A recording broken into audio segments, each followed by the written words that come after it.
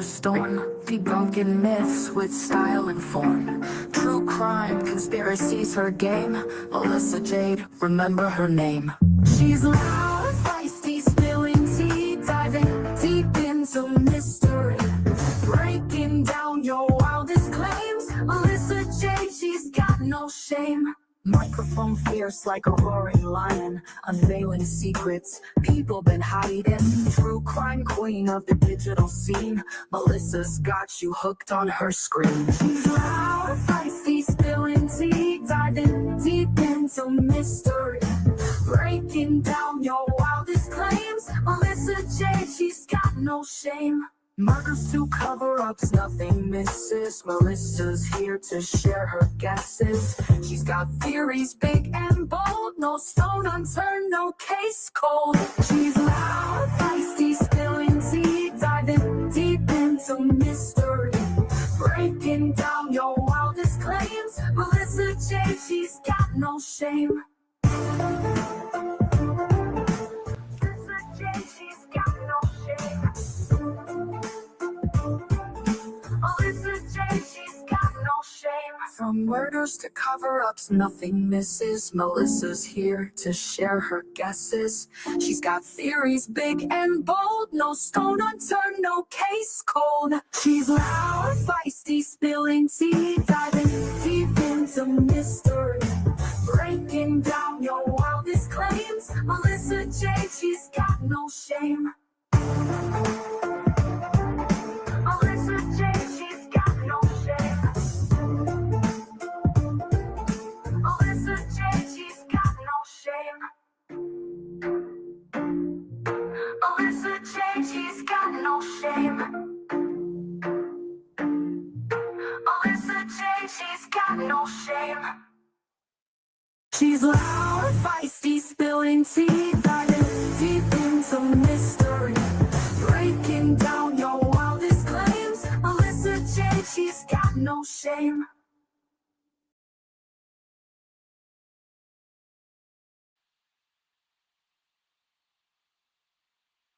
Yo. Shay. Yes. I can't even do like an intro right now because I'm just in shock. I know. I am too. Like, Whoopi called me and I was like trying to tell her that I was trying to talk to you. And I was like, I'm literally on Twitter and I see a banner for text message from malicious intent in chat. And I was getting the screenshot as I was sending it to you. I was like, what the F is going on here? I am like, I feel like I've gone on an emotional roller coaster this last week. Hey, Wolfie. This last week, I meant this last hour. See, it feels like a week already. I cannot believe this. She came to do a drive-by. I like Shay, I don't even know where to start. Well, let me tell you how the day started. The day started with court in Pennsylvania hearings.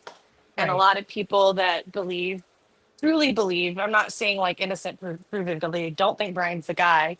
We're super excited about this hearing.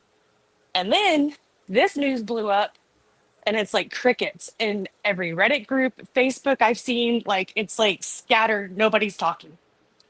That has stood by that like belief, and that's totally fine, but just kind of they've been really big loud voices with conspiracy theories all along. So how does it feel now? I mean, I'll tell you what it's feeling for them because I've seen some of them already. And conspiracy, they have not gotten out of their mind because there must be something severely wrong if he took this plea. Why would he take this plea? Why don't we have any of the information? Because, the moment before it even hits e-courts or anything, like we're supposed to have all the information of why he pled guilty. Let's just start with the one obvious thing in the room.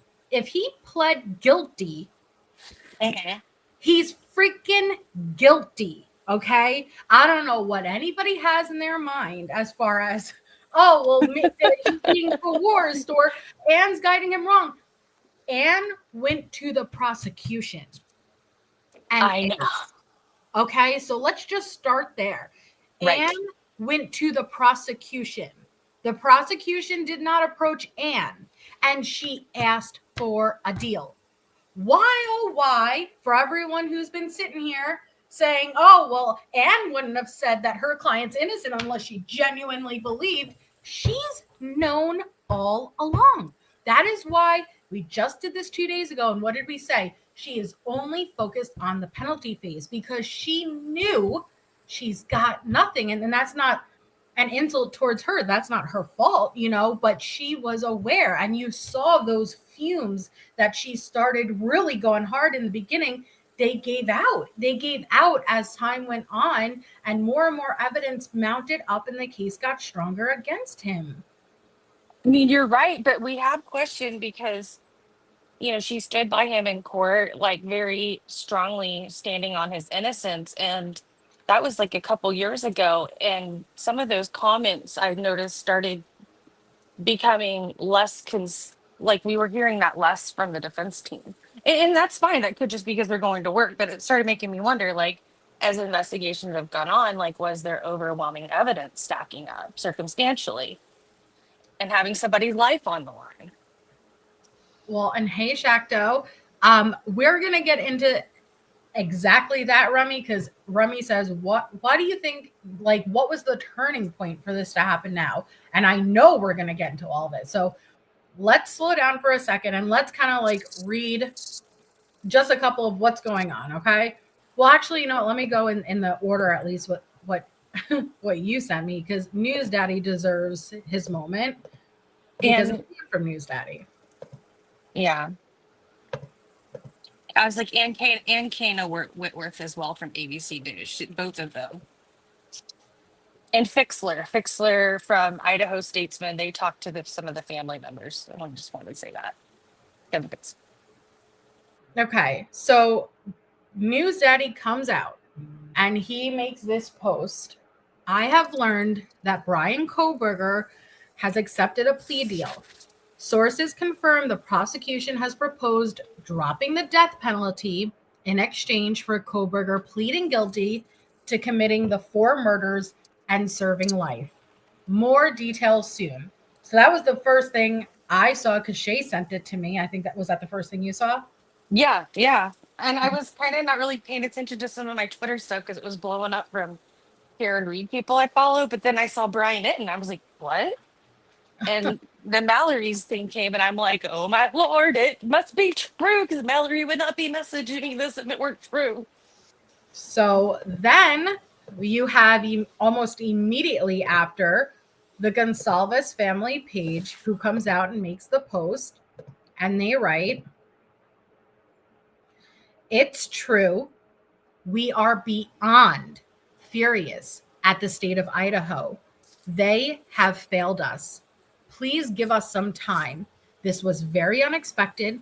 We appreciate all your love and support. Hashtag heartbroken. Hashtag Kaylee Jade forever."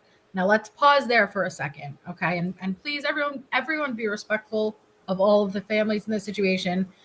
Why is the Goncalves family page writing that if you haven't been following from the beginning? That's because prosecutors assured them there would not be a plea offered.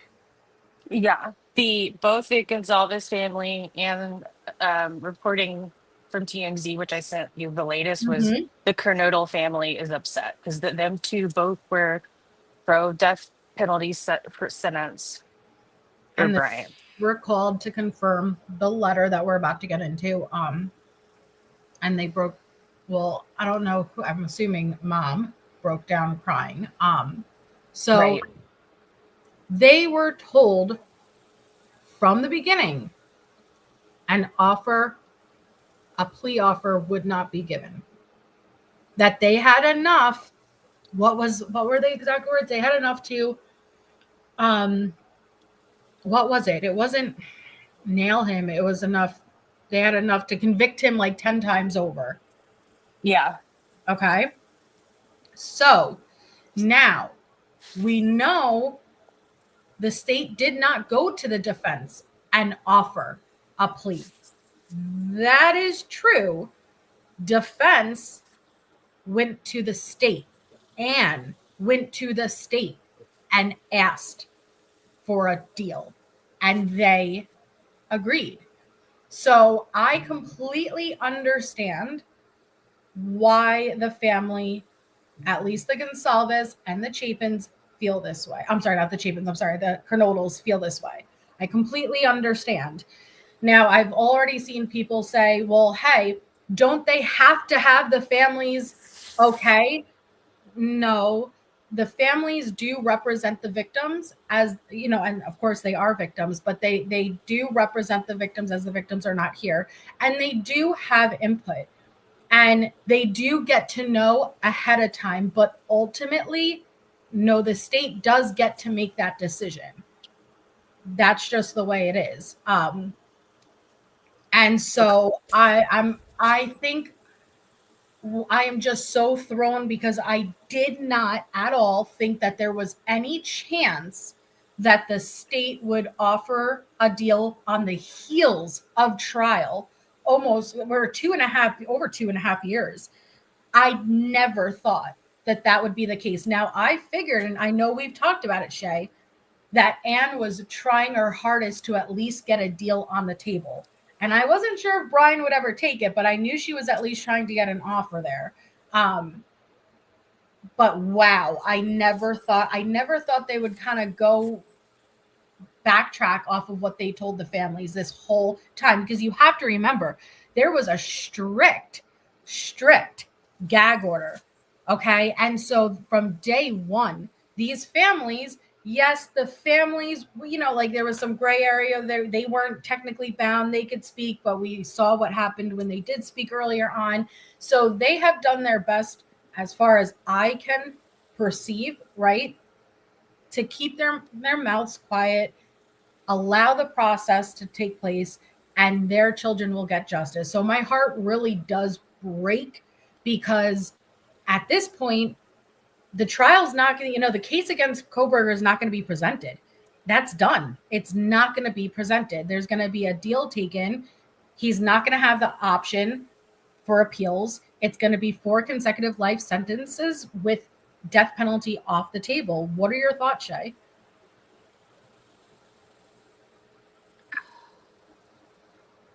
I guess I'm just I'm at a loss, like, for words. Like, I'm trying to see it every which way I can, like, one, like what this would do, like the trial and the evidence being put out there to the public to see. We don't even know if we would ever get to see that if we FOIA. I mean, there's a hearing this Wednesday to go over the plea July agreement. 2nd. Yep. So I'm just really I'm stuck on this, like, and Amber had said this to me earlier. It was like, kind of like, are we going to get the Watts effect where you never really know? I do not think that that is going to be the case. Here we have Shannon Gray, which is and thank you, Mallory. Here we have Shannon Gray, which is the attorney for the Goncalves family, who made a statement saying, appears there is a plea deal that has been offered and accepted, said Shannon Gray, an attorney for the Goncalves family. Additional details were not immediately available. So again, I'm going through the post, kind of how they happened in real time. Thank you, Shay. No problem. Sorry, I was blowing you up. No, that's fine. I was just having a mid meltdown, Yeah. I couldn't even, I stood in one place for 45 minutes. Like, I couldn't even move. Hold on. So, but yeah, no, I mean, I think that it's, definitely, we'll see what the judge, if this is true, if the judge will accept the plea deal. Okay. What if he rejects it? I mean, I don't know. Let me tell you what I'm sorry, I'm like jumping at the bit. I ran to take my cupcakes out. So I do so here's the thing people need to realize. It's not like Anne could go and make this deal without Bryan's okay. The judge is going to Vardar him, however you pronounce it. How do you pronounce it? Vardar? Yeah, there it is. Wait, say it again. How do you say it? So you say voir dire or voir dire? You can I'm say it trying two to do the different. second one, and it's too hard for me. Voir dire. Voir Voir dire. dire. I'm gonna say voir dire then. I've heard it different ways from different attorneys on different coasts, so I just say both sometimes. Well, I can't pronounce it the second way, so we're gonna do voir dire. Crap, which Voir dire. what the judge is gonna Voir VD him. dire, sorry. Whatever. The judge is gonna VD him, and so Judge Hippler is not going to accept this plea if he believes Kohberger is in any way, shape, or form being pushed to take the deal, is not actually 100% aware of what he's getting into, understands what he's getting into, and he's going to have to speak for himself and answer to it. Like, it's not like he's just going to have to quickly sign. They're going to be stating facts, outlining it, and he's going to have to verbally consent. Yeah, and I just saw, so NBC News reached out to Latah County Prosecutor's Office on Monday, and they said that they are still under a non-dissemination order and they could not comment, just so everybody knows. Sorry, I was reading Chasen's comment. Can you say that one more time? NBC News reached out to Latah County Prosecutor's Office, and they said they're still under the non-dissemination order and they cannot comment at this time. Just so everybody knows, if they're wondering what the attorneys are saying, they're not commenting. This is coming from the families who received letters, which I know we're about to get into. Yes, we're about to get into that. And sorry, scattered brain, but like I'm just scattered. I did not expect this. Chasing says, Kim says she wants the judge to delay making a decision so the families can figure out their next moves. Anna's aunt. Now, here's the thing. You guys have to remember, this was 2.5 years in the making. Just if you were around when Bryan waived his right to a speedy trial, and originally he was going to go to trial in October 2023, right? It was heartbreaking, and the families were crushed, and we experienced it back then, right? And then it was like, oh my God, this eternity of waiting. And now we're weeks away. And like, I know that there's a decent amount of people who think, well, he's pleading, right? And he's going to get life. And so isn't that the objective? And I totally can see that. But you guys have heard my thoughts before, and I'm a big believer of you have to know the full story. You have to understand exactly what happened for a victim to get full justice. That's just my opinion. Not everybody has to agree. So I could totally understand how that could be disheartening for the victims' families, because they wanted that day of accountability. They wanted that day to come and the facts of the case to be laid out and the evidence presented, and think about how much controversy and how many different opinions and how many people have gotten blamed. I totally understand them wanting that moment now to finally come where everything is laid out from A to Z and to be proven beyond a reasonable doubt that he is the guy. And thank you so much, Name Changed. That's very kind of you. Sorry, I kind of missed it, but thank you. Yeah, I was going to say, ironically, from what we know, Xana was awake and Kaylee woke up and had defensive wounds, from what we know from the families who've spoken out. And like, they're the ones who are also the ones backing the death penalty. And I was actually listening to a replay that they had on News Nation last night. I guess they were doing kind of some of their top coverage, and it was like Steve's recent interview, where he started sharing a lot, and he was talking about, Kaylee's face being severely beaten and, broken nose and stuff. And I started crying because I was thinking, like, how sad is that to want justice so bad, to know, like, every night you go to bed thinking about your child fighting for their life and their last breaths. I could not imagine. Sorry, not to derail. It just really just kind of in the moment just makes me think about like their feelings, and maybe, for people that might not understand that, like, this is their baby. These are their babies, and it's been a long time, and it's not every time that you have such a tight gag order. And it's been, I could not imagine. I don't want to imagine how brutal it's been for them. And to be so close, their reservations are booked. Majority of them had the funds, the GoFundMe, just to get the funds because this is 3 months just for the trial itself. Okay. That's not the penalty phase if he were to be convicted, right? And so they had to schedule they had to book their Airbnbs, their hotels, the lodging arrangements, the food, the gas, the job, the schools. They had to coordinate all of this in advance. And we talked about this a lot in regards to Hitler possibly approving Anne's request to push it out, right? And so the fact that the anxiety must have just continually been built up as we neared closer and closer and closer to this trial date, only for I could totally understand. So now we have, and I'm trying to figure out which article this was from, which article details the letter. So the one you want to go to is the ABC News one. It says Bryan Kohberger to plead guilty to all counts that I sent. Got it. And then you may want to head over to the Xana Kernodle's family response on TMZ. That's what I was going to do. Thank you. So You're this welcome. ABC article says Bryan Kohberger to plead guilty to all counts in Idaho college murder case. And it says Bryan Kohberger has agreed to plead guilty to all counts in the killings of the 4 Idaho college students, sparing him from the death penalty, according to a letter sent to victims' family members. Kohberger will be sentenced to 4 consecutive life sentences and waives all rights to appeal, and a court hearing is scheduled for July 2nd. So I'm going to grab the full article because it will include what was in the letter. So I was a little bit thrown when you first showed me that, Shay, and I was like, oh, a letter, because I do know.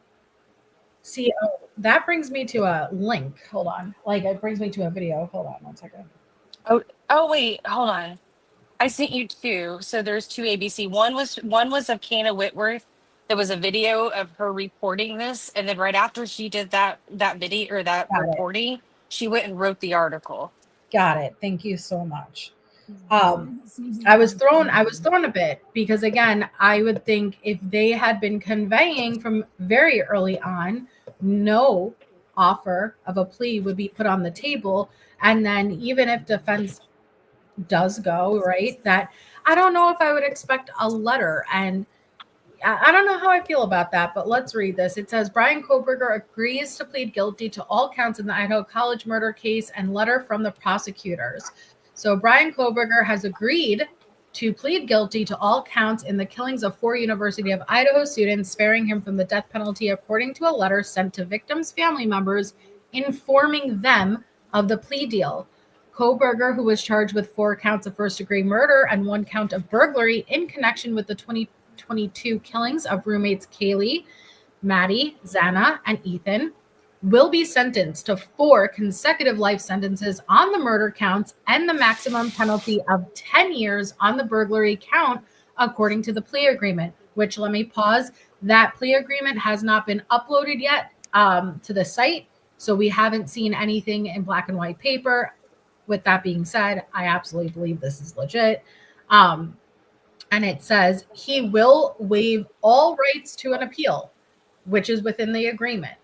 Prosecutors anticipate sentencing to take place in late July as long as Kohberger enters the guilty plea as expected at a change of plea hearing that's scheduled for Wednesday, according to the letter received by the family of one of the victims.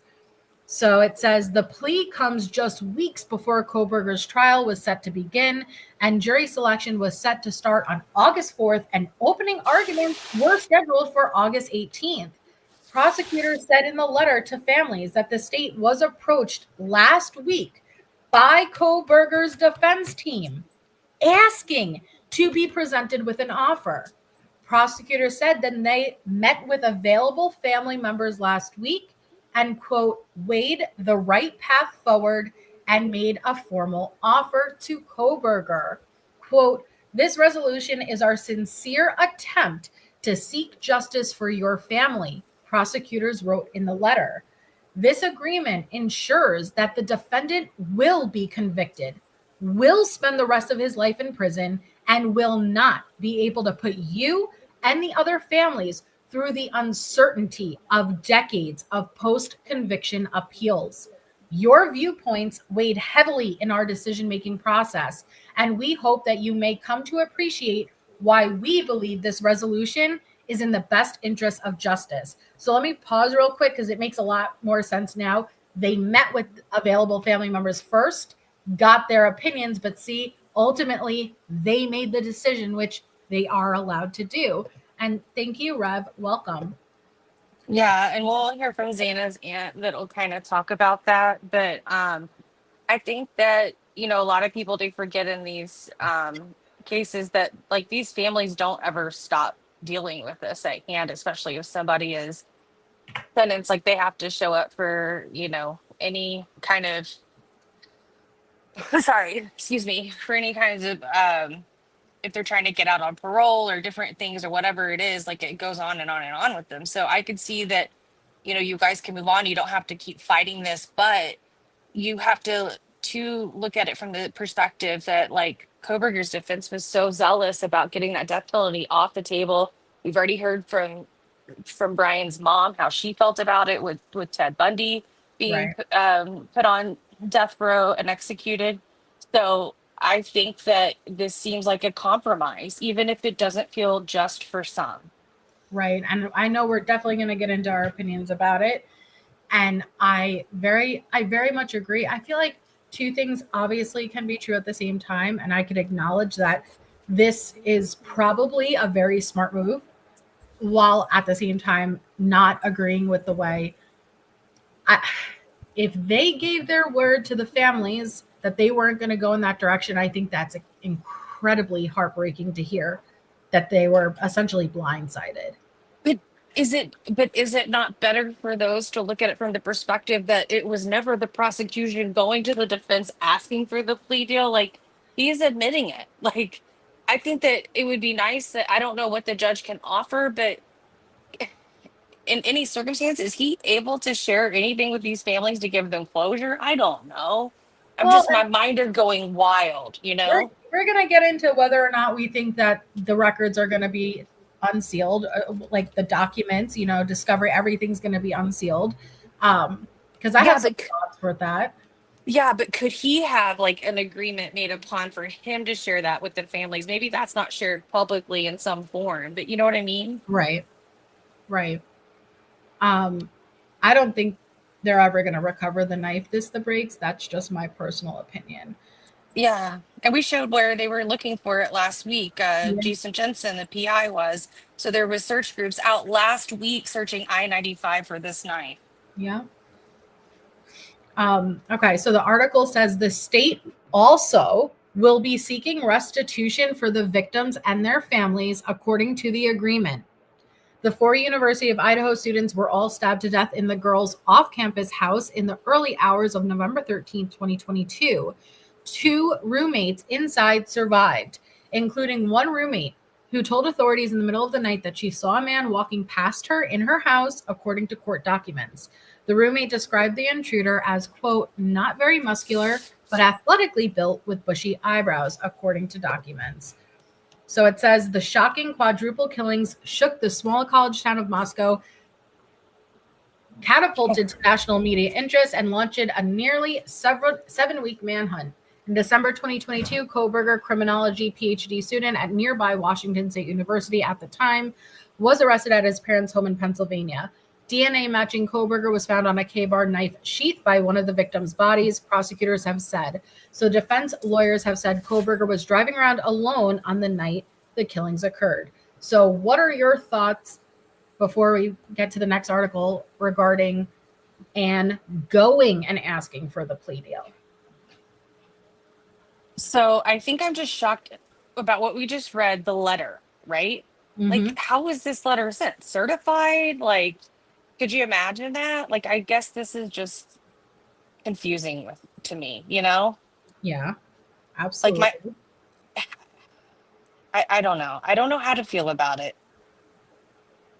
Well, how do you feel about Anne asking for the deal? Because I feel like we discussed this so much, and we saw that she didn't have anything. Okay.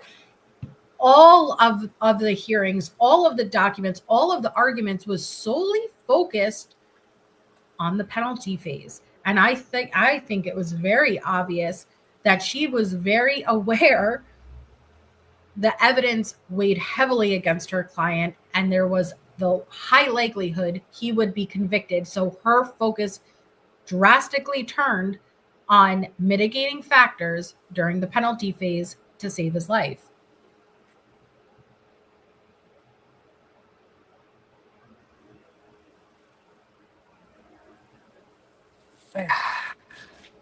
I mean, what if through this process, just through maybe client attorney privilege, like there were just some things that Bryan wasn't being very honest about, like, casting just more doubts. I don't know. Mm-mm. And listen, and how many debates have we gotten in years of this? People genuinely believe that Anne has to believe her client is innocent to be defending him the way that she was, right? Right. And to make the one comment in the hearing that she said that she fully believed her client's innocent. I don't know what you guys are talking about. When I say you guys, I'm not talking about anyone in the chat. I mean, like in the past, she the same way that a surgeon, even if a Nazi is on your table, you're going to do your best to save that patient's life and put aside that there might be like a swastika tattooed on him, right? Because you took an oath. The same thing with defense lawyers, okay?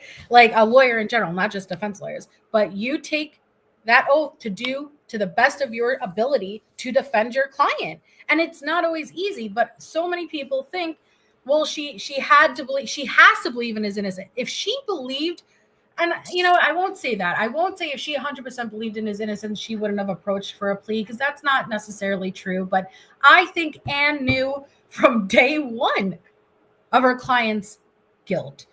And she's still going to do the absolute best representation she can of her client, because that's her job.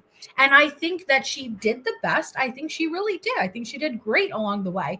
But as time continued, as the evidence continued to come out, because you do have to remember, discovery still is coming in to this day. And so it became very obvious, especially after the change of venue, going from judge to Judge Hippler.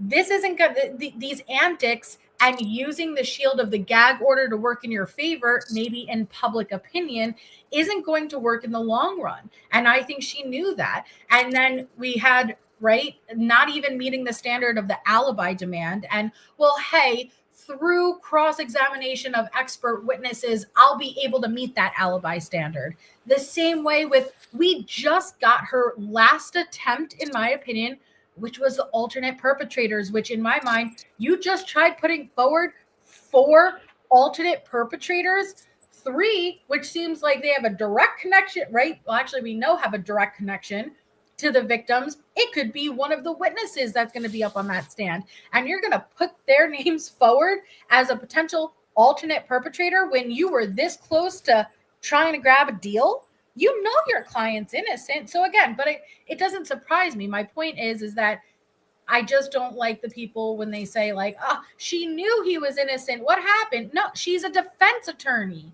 She's going to defend him the best she can, whether or not she believes he's innocent or guilty. Look at Letitia Stouck's lawyers. They came out after and did the article explaining they think the right choice was made. The jurors got it right. It was horrible having to defend her. We got death threats every day. They were taking little screenshots or clips of us during the trial, smirking and twisting it into something horrific, like we were smiling at the death of Gannon. It was heartbreaking to read, but again, they took an oath. That's their job. Right. I understand. I'm a little pissed about the alternate perpetrator, even though, like, I get it. I get it. She's got to try, but like, I feel like once Hitler shut that down, because again, just like the alibi, oh, I do not meet, what is it, Meister? I don't meet Meister the standard for alternate perpetrators, but through, once again, cross-examination of state's witnesses, I'll be able to meet that standard. That's telling me you want to trip up these traumatized kids. Again, you could argue me, I'm going to say kids, because they were like kids. They really were. But you're going to try to trip them up to the point where you can then meet that standard and point the finger towards 4 innocent people. That's the way I see it. But yeah, I get what you're saying. I mean, I think a lot of the motions in limine said a lot to me, along the way. I've always opened the door to wanting to see evidence, and what's out there. But some of the stuff like that Anne was real concerned about showed to me that it held weight. And then even though Judge Hitler was very upset about the Dateline sources and stuff that came out, he didn't deny them as being non-factual, So it just, a lot of things just felt like it was starting just to stack, like less for Anne to rebuke in court. I think the last 6 months particularly, and I know because if you go back to our coverage, you'll hear us talking about it. I think it was obvious Anne was trying to get the state to offer a plea. Now, with that being said, that doesn't necessarily mean she was 100% certain Bryan would take it, but I think it was very obvious that her attempts were to be to at least get a plea on the table, an offer on the table, so that was an option. And I think she tried all the way up until the last minute. And then once that alternate perpetrator got shut down and then the trial's proceeding as scheduled, that's when she was like, all right, now's the time. That's what I think, 100%. And do you think we should read this or the new post from? Yeah, well, yeah, let's do this one first, and then we can go to the Goncalves family. Okay. Because this one has Xana's aunt, had an interview and shares quite a bit. Yeah. Oh, yeah. It is. I think Anne 100% knew. Like that. That's what I was saying. Everything Anne has been focusing on, think about it. She hasn't been able to point the finger at anyone other than Bryan. She really hasn't been able to argue. She was holding on to that genetic genealogy for so long. But once that was like, all right, now it's done and decided, basically 2 years arguing the same damn thing just to get back full circle, then it only became about mitigating factors, which means what can be used as a factor in the penalty phase, aka if he's convicted and it's time to determine whether or not we're going to sentence him to life or death, what can be used as a factor to say, well, hey, you should not sentence him to death because XYZ. He struggles with ASD, ODD, ADHD. What was it? It was ADHD, ASD, OCD, maybe not ODD, it was OCD. And so because of these factors, the dexterity disorder. Right. Yes, exactly. And so it was focused a bit too much on the end for me. It became very obvious she had nothing to fight come the trial.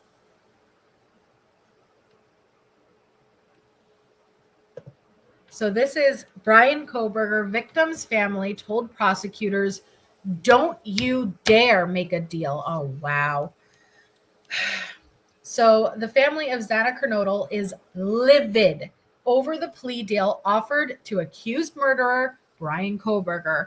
And they told prosecutors they had better not dare go through with it. Kim Kernodle, Xana's aunt, who was so furious she was in tears, tells TMZ that prosecutors floated the idea of a plea deal a few days ago, and the family made it clear, no way. Which that coincides with last week. We're on Monday, so people say Friday. This makes sense.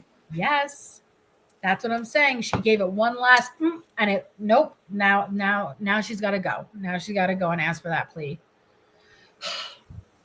It says, when we spoke with Kim, she was on a conference call with prosecutors. She says prosecutors told her the defense approached prosecutors with a plea deal, and the prosecution went along to, quote, spare the families the pain of a trial. Kim says that's ridiculous because at least two of the families, hers and the Goncalves family, wanted Kohberger to face a jury. Kim says prosecutors were especially concerned that the families would have to see the gruesome crime scene photos of their loved ones. But she says, quote, we know the graphics. They were not trying to spare us. Oh my goodness. Oh. Kim also says when her family got a call from prosecutors a few days ago about a deal, they were vague. Prosecutors never mentioned taking the death penalty off the table. What's especially puzzling, Kim says prosecutors told her there was enough evidence to secure a guilty verdict, which that is true. They've been saying that from the beginning. They have been saying that from the beginning. Yeah, and actually Angel even said in chat, do you remember Steve G said that, remember how he wanted the FBI to step in and prosecute this federally, and because they don't offer the death penalty for federal, he was okay with it staying at state level. So, according to him, even early on, the FBI had a case against Bryan as well, in case something slipped through here too. Exactly. It ends with, as we reported, under the deal, Kohberger will plead guilty to 4 counts of murder, and in return, prosecutors will take the death penalty off the table. Prosecutors will recommend life in prison without the possibility of parole. A hearing is scheduled for Wednesday, and presumably that's when prosecutors and Kohberger will ask the judge to approve the deal. Kim says she wants the judge to delay making a decision so the families can figure out their next move. So now we have a brand new post from the Goncalves family page. I'm already sorry. My heart's already breaking, but I could see how long it is, and I know it's going to be emotional. Okay. I think it's from Aubrie, the daughter, Kaylee's little sister. Yes. Okay. All right, guys. So it writes, Aubrie was unable to attend the meeting with prosecutors to beg for additional concessions to guarantee certainty in this case.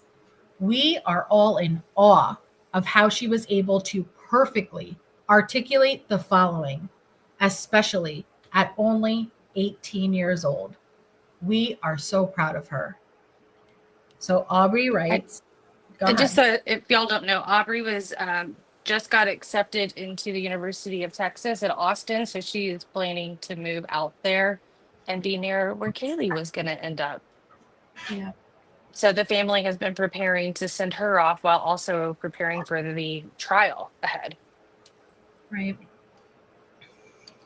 So 18 years old. Hello, my name is Aubrie Goncalves, and I am the youngest member of the Goncalves family. Though I am unable to be there in person, I refuse to stay silent about a situation that should never have required this kind of gathering in the first place. What the families of Ethan, Kaylee, Maddie, and Xana have endured over the past 2 years and a half is beyond comprehension. From the constant delays to the relocation of proceedings, making it harder for loved ones to attend, the justice system has placed heavy burdens on those already carrying unimaginable grief. Through it all, we have tried to hold on to hope. We've believed in the process. We've had faith in the system. But at this point, it is impossible not to acknowledge the truth. The system has failed these 4 innocent victims and their families. These are not just names or headlines. Ethan Chapin, Kaylee Goncalves, Madison Mogen, and Xana Kernodle were beautiful human beings who touched countless lives. They are not just, quote, the Idaho 4. They were sons, daughters, siblings, and friends. Real people with real dreams. They deserve to be remembered for who they were in life, not only for the tragedy of their deaths. But before that can truly happen, they deserve justice, nothing less. The introduction of this plea deal, just weeks before the scheduled trial, is both shocking and cruel. Had this proposal come a year and a half ago, the families could have time to process, discuss, and potentially come to the terms with the idea of a life. Where am I? Come to ideas with a life. Okay. They could have potentially come to terms with the idea of a life sentence. However difficult that may be, we could have had the time to understand it, to prepare for it emotionally, and perhaps even to find some degree of peace. But now, with mere weeks left, we are being asked to absorb and respond to life-altering decisions with no room to breathe. Bryan Kohberger facing a life in prison means he would still get to speak, form relationships, and engage with the world. Meanwhile, our loved ones have been silenced forever. That reality stings more deeply when it feels like the system is protecting his future more than honoring the victims' pasts. The justice system was created to serve and protect, not to re-traumatize grieving families. And yet, time and time again, we find ourselves blindsided, unheard, and unsupported. This last-minute plea deal feels less like an act of justice and more like an afterthought. We are not asking for vengeance. We are asking for accountability. We are asking for dignity for our loved ones. And we are asking, pleading for a justice system that truly lives up to its name. Wow. Mm-hmm. It's such powerful words. It's so okay. Now, we got to talk a little bit, like, actually about our thoughts, because it's a real hard one here. Because when you look at it in the terms of this, and you don't, like, when I say this, I'm not saying I'm looking at it through these terms. Please be clear. But when you look at it through the terms, this has already cost millions, right? And so, and this is what I think prosecutors are thinking. The best scenario, at least in phase one, guilty and 4 consecutive counts of life sentences, right? Getting sentenced to 4 consecutive life sentences. That's best case scenario for phase one. Then come phase two, which is the penalty phase, whether or not they would have gotten death. So when you look at it in the terms of this is what they were trying to achieve, I can understand this makes the most sense. He's willing to plead guilty to all 4 and just waive the death penalty, which honestly, there was a good chance he wouldn't have gotten sentenced to death, because Anne was focusing very heavily on those mitigating factors. I do believe she would have made a great argument for that and probably would have bypassed the death penalty. So when you look at it as if he's already willing to plead guilty, get the 4 life sentences, you get him admitting to it, but then you save 20, 30 years of the millions of dollars the millions of dollars it would cost to put on the trial, pay for security, and all of the appeals for the next 20 and 30 years, because you have a lot of appeals if you are sentenced to death, and so it probably makes sense if you look at it in financial aspect and the overall goal.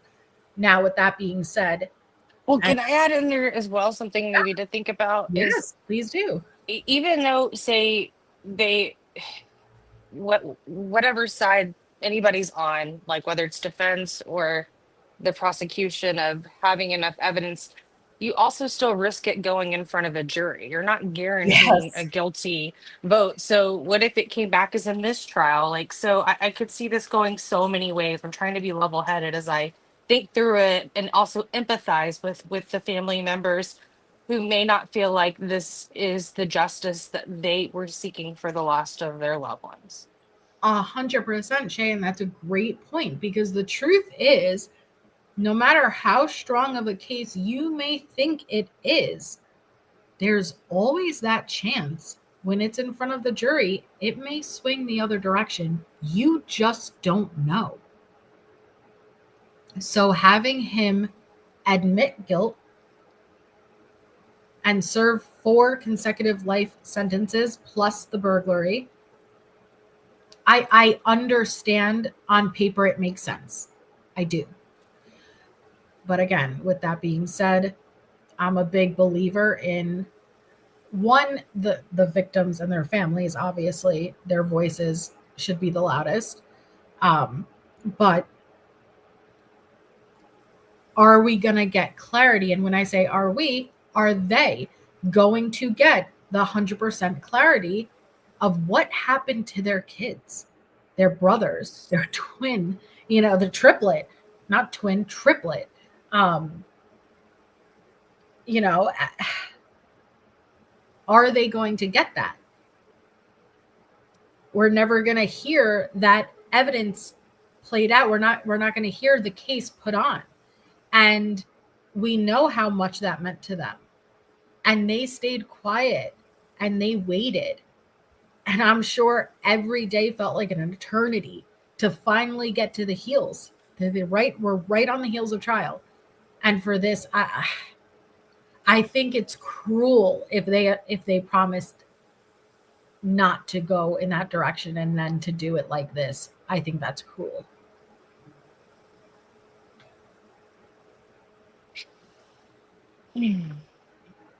What do you think?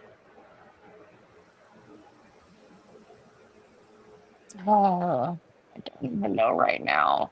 I mean, I still feel like this may be the best thing if it's accepted, It'll be accepted. I mean, because I know, like when we first scheduled the live, we were going to go over Hunter and Emily's new interview, and we were going to go over the updates, like so we didn't have to get into the weeds of it. Like I mentioned earlier, in Pennsylvania, there were a few defense witnesses, that people that knew Bryan.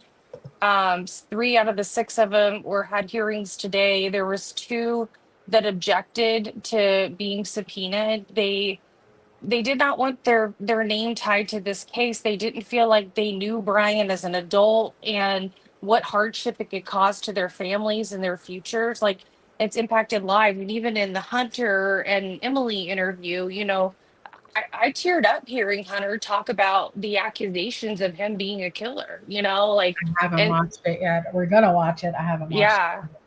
And on one of the docuseries, I told you, there's David that is on there, the one that they're alleging he was wearing the black ski mask that was like a picture that went around. Yep. And that he was also named. It all happened.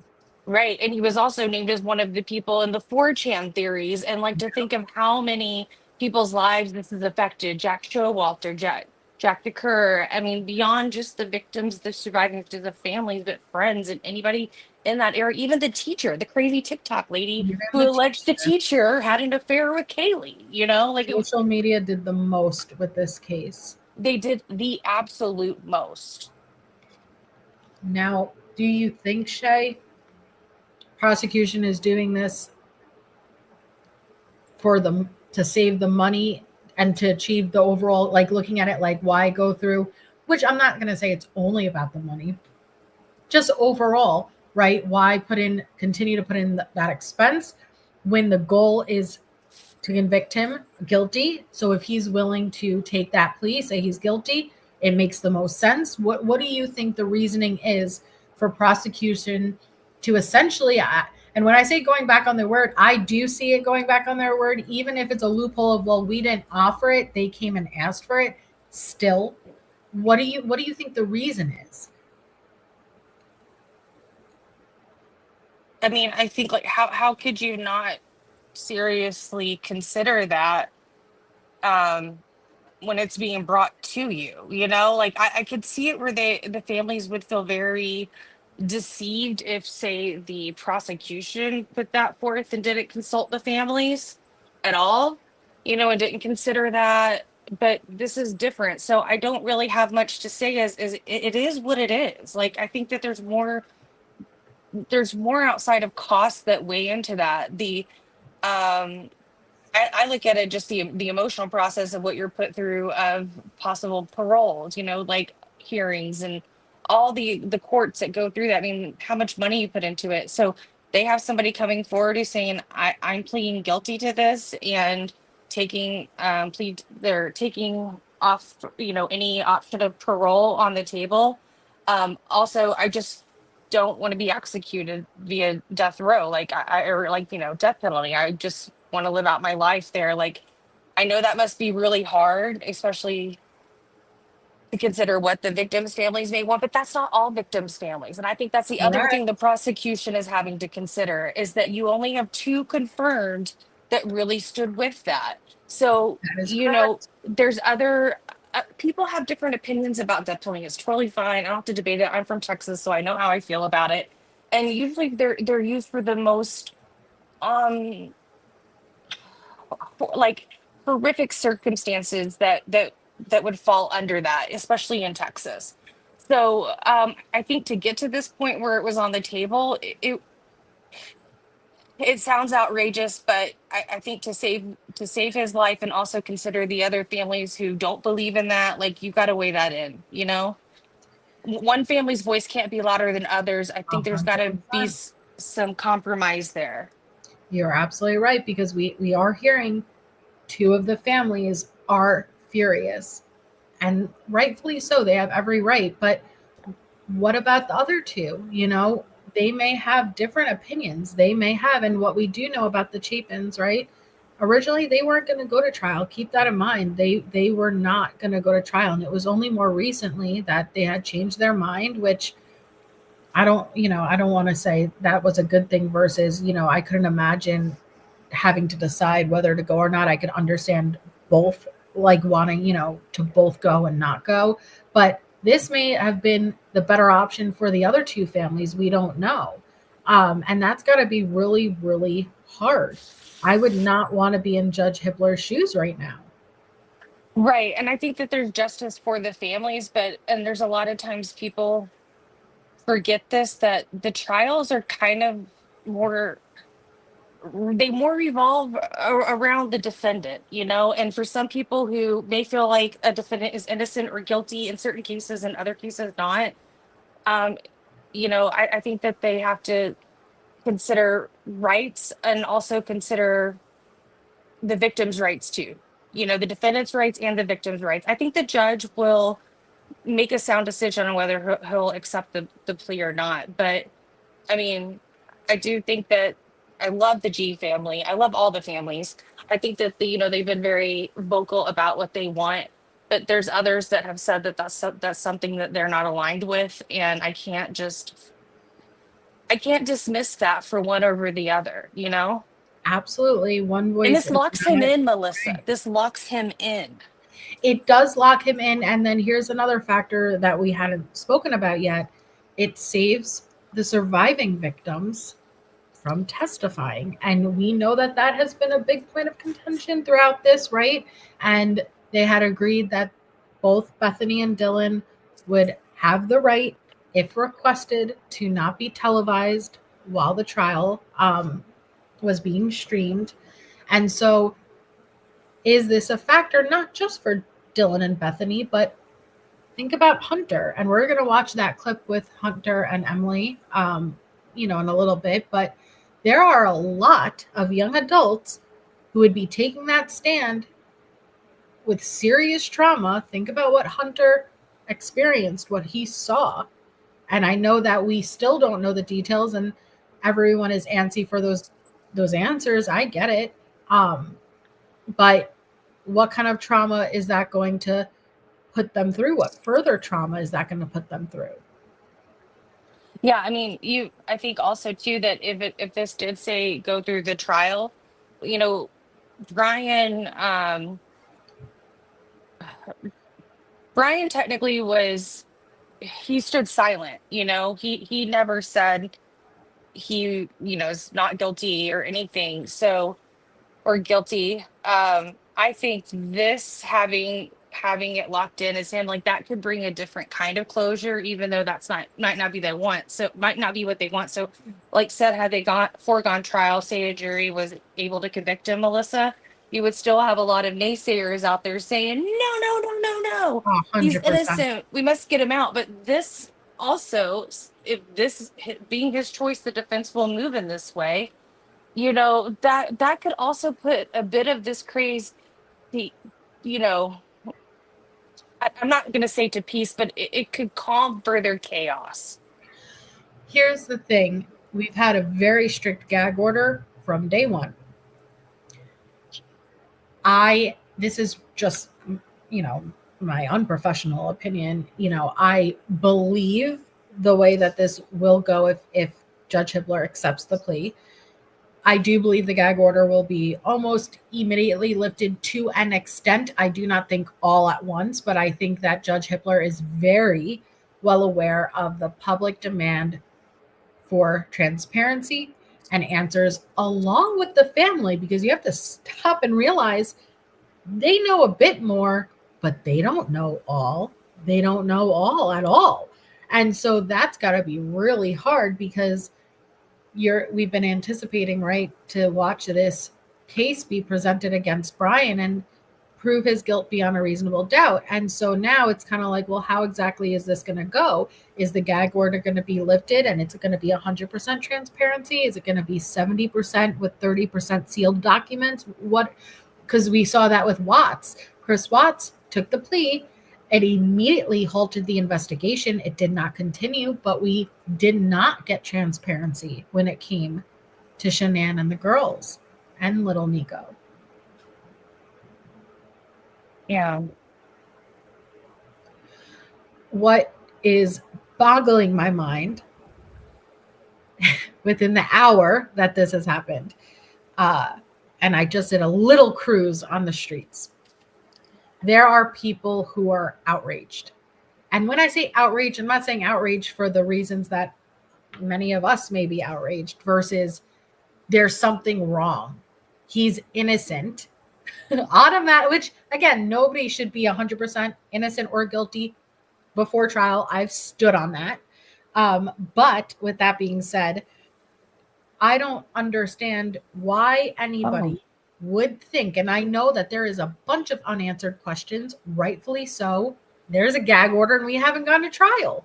There's going to be unanswered questions, but why would people think that the moment that it comes out that there is going to be a plea deal, it hasn't even hit eCourt, like it hasn't been uploaded to the site or anything, that all of a sudden we would get answers to all of the long burning questions we have always wanted to know the answers to? What would make people think that? Like, just because the public didn't get the clarity and the transparency that we want doesn't mean that there is something shady going on. I even heard Santa being nervous because of the DoorDash driver videos. Are you serious, people? Like, come on. That makes, I would think that would make all of the difference. Defense went to the state. Defense went to the state and asked for a plea deal. The state did not scurry and, here, let's offer one. They went to the state, and I think the timing is impeccable and shows exactly what Anne's state of mind was. She went as long as she could, but they never came to her. Right. And I actually sent you the Idaho Supreme Court pleas, and then also a document directly from the site that's the plea advisory form that Bryan would have to fill out. So, I mean, we don't have to show it, but it is very detailed, like the process. an entering of his plea. Yes, it's not like Anne could just say, yeah, my client is going to take this plea deal. Yep, no problem. No. If Judge Hippler, even for the tiniest little bit, sniffs out that Bryan is being coerced, being pushed, like isn't in the right state of mind to make that determination, he's not going to accept the plea. Kohberger is going to have to, again, how do you pronounce it? The judge is going to voir him. I can't say it. Voir dire him. Why is it so hard for me, Shay? You're okay. Am I? Because I can't say it. Yeah, you're totally fine. Like, again, in order for the plea to be accepted, like they will definitely have to go on the record. So that's the form. This is the guilty plea advisory form. You will see it'll be to be filled out by the defendant, which would be Kohberger in this case. He'd put his name, case number, date of birth, the current date, his age. And then we have the statement of constitutional rights. You have the right to remain silent. I understand that by pleading guilty, I am waiving my right to remain silent. The waiver of your right to remain silent only applies to your plea of guilty to the crimes in this case. Even after pleading guilty, you will still have the right to refuse to answer any question or to provide any information that might tend to show you committed some other crimes. Okay. You have the right to be represented by an attorney. You are presumed to be innocent. You will be found guilty. 1, if you plead guilty in front of the judge, or 2, you are found guilty at a new trial. Pause. I've even heard talk about an Alford plea. No, I do not. We already know that he's pleading guilty. According to what's being publicized, he's pleading guilty. Yeah, this isn't an Alford plea. Right. This is saying you have enough evidence to get me. Like, right. So this form would be filled out after the plea has been presented to one of the sides. And this form would then take you to the next stage of going to that court hearing. Exactly. So then it would go on to the questions regarding his ability to enter a plea, which I think is interesting given that Anne's been arguing this whole time that he basically can't tie his shoes, but I guarantee he'll have no issue filling these out. Do you read and write English? Do you want an interpreter? What is your true and legal name? What's the highest grade of school you completed? Currently under a mental health professional? Are you diagnosed with a mental health disorder? Currently prescribed any medication? Have you taken any medication or drugs? Under the influence of alcohol? Capable of understanding these proceedings? Do you claim that you are mentally incapable of understanding these proceedings or what it means to plead guilty to a crime? Anything ongoing in your life that affects your ability? Having any difficult understanding what you are doing by filling out this form? Wait.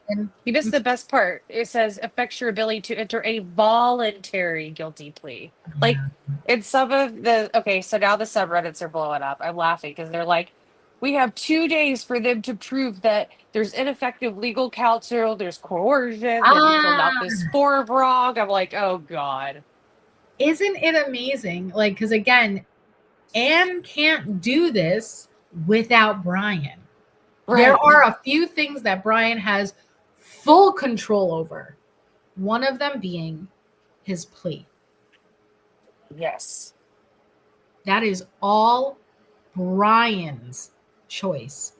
Oh, if he turned around and said, I don't want to do the plea, he don't have to take the plea. Right. And so the other rumor that's going around is Bryan's taking this plea because he's going to be an informant and going to rat somebody else. So he's taking the death penalty off for himself. Right. So he's taking 4 consecutive life sentence and the burglary sentence, but the death is off the table. Right. That makes plausible sense. Yet why weren't they able to introduce any of those people as the alternate perpetrators? We know Anne was trying her damn hardest. Why wouldn't she go for the people who were involved in the crime if there were more? Oh, I know.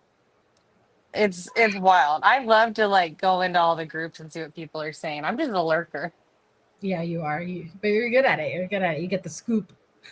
So the plea agreement, and it'll be filled out.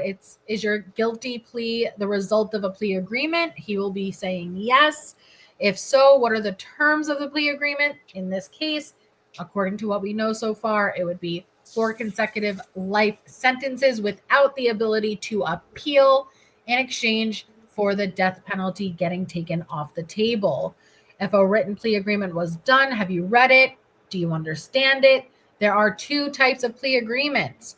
I understand that my plea agreement is a non-binding plea agreement, and I understand that my plea agreement is a binding plea agreement. His would be the latter. Has your attorney or anyone else forced or coerced you in any way into accepting this plea agreement? And the judge is going to be reading these questions out loud. Please keep in mind, like after he's going to have to verbally give consent too. Has any other promises been made to you that have influenced your decision? Has anyone told you what your sentence will be? Is this a conditional guilty plea in which you are reserving your right to appeal, which that is taken off the table? Have you waived your right to appeal your judgment of conviction? Have you waived your right to appeal your sentence as part of your plea agreement? Do you understand that by pleading guilty, you will waive or give up any defenses, both factual and legal, that you believe you may have in this case? Have you discussed the elements of the offenses for which you are charged with your attorney? So it's going to say, I am charged with the crimes of, in his case, homicide in times 4, and then burglary. I understand the minimum and maximum fine imprisonment. And if you plead guilty to more than one crime, you do understand that your sentences for each crime could be ordered to serve either concurrently or consecutively. Do you understand that if you plead guilty and you commit crimes in the future, this conviction could be considered in the future case and could cause more severe penalty? So that's additional. Go ahead. Oh my gosh. So what somebody say, Bryan has been strong-armed. His attorneys and the judge are forcing him. They're telling him life or death.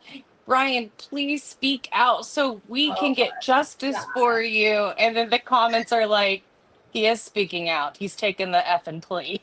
Right. But it's amazing how quickly they turn on Anne. You guys, oh yeah, they're very mad at Anne now. They're like, take your $1 million and walk away. Oh my God. So, it's just amazing. It's amazing. Oh yeah. So let me pull.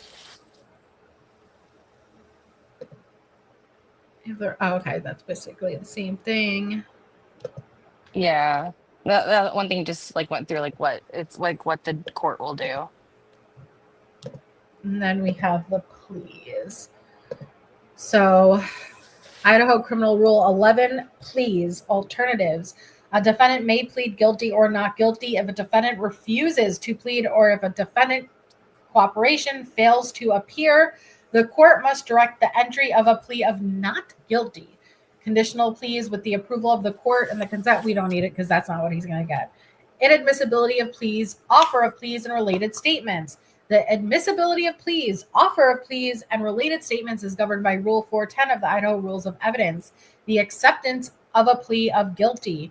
Before a plea of guilty is accepted, the record of the entire proceedings, including reasonable inferences, must show 1, and listen up, the voluntariness of the plea, meaning he is voluntarily taking the plea on his own free will.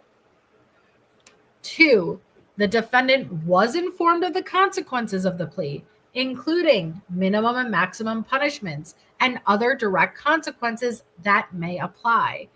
3, the defendant was advised by pleading guilty, defendant would waive the right against compulsory self-incrimination, the right to trial by jury, and the right to confront witnesses against the defendant. 4, the defendant was informed of the nature of the charge against the defendant. And 5, whether any promises have been made to the defendant or whether the plea is a result of any plea bargaining agreement, and if so, the nature of the agreement, and the defendant was informed that the court is not bound by any promises or recommendation from either party as to a punishment. And I have seen judges deny a plea before if the defendant in any way, shape, or form implies or states that they don't understand what they're doing, that the attorney rushed them into, they will deny. Nope. Go back and consult with your attorney and come back if you're even not clear on the slightest bit.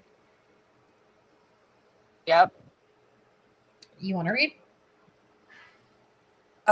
Yes. Or am I at the top? Sorry. Yes. Okay. D. Other advisories on acceptance of plea. The district judge must, prior to entry of a guilty plea or the making of factual admissions during a plea discussion, inform the defendant of the following. 1. The court must inform all defendants that if a defendant is not a citizen of the U.S., the entry of a plea or making of factual admissions could have consequences of deportation or removal, inability to obtain legal status in the U.S., or denial of an application for U.S. citizenship. 2. If the defendant is pleading guilty to any offense requiring registration on the sex offender registry, the court must inform the defendant of the registration requirements. 3. If the defendant is waiving the right to appeal or other post-conviction proceedings as part of a guilty plea, and the court is aware of the waiver, the court must ask the defendant if the defendant is aware of the waiver of appeal or other proceedings. That is the big one right here from what we're being told. Yes. E is the plea advisory form that Melissa just went over. So this, as an aid in taking a plea of guilty, the court may require the defendant to fill out this form and submit it. If a plea advisory form is used, it must be the Supreme Court plea advisory form, which is what we just showed. It says, 1, the defendant understands the nature of the charges, including any mental elements such as intent, knowledge, or state of mind. 2, the defendant understands the maximum and minimum punishments and any other direct consequences that may apply. And 3, the defendant understood the contents of the guilty plea advisory form and the defendant's plea is voluntary. So this would be the next step. This is the plea agreement procedure, which is what, in general, the prosecuting attorney and the attorney for the defendant, or the defendant when acting without an attorney, may discuss an agreement that they may include a waiver of the defendant's right to appeal the judgment and sentence of the court, and that on entering of a plea of guilty to a charged offense or to a lesser or related offense, the prosecuting attorney will do any of the following. A, move for dismissal of other charges. B, make a recommendation or agree not to oppose the defendant's request for a particular sentence with the understanding that the recommendation or request is not binding to the court. So this kind of sounds like what was going on last week.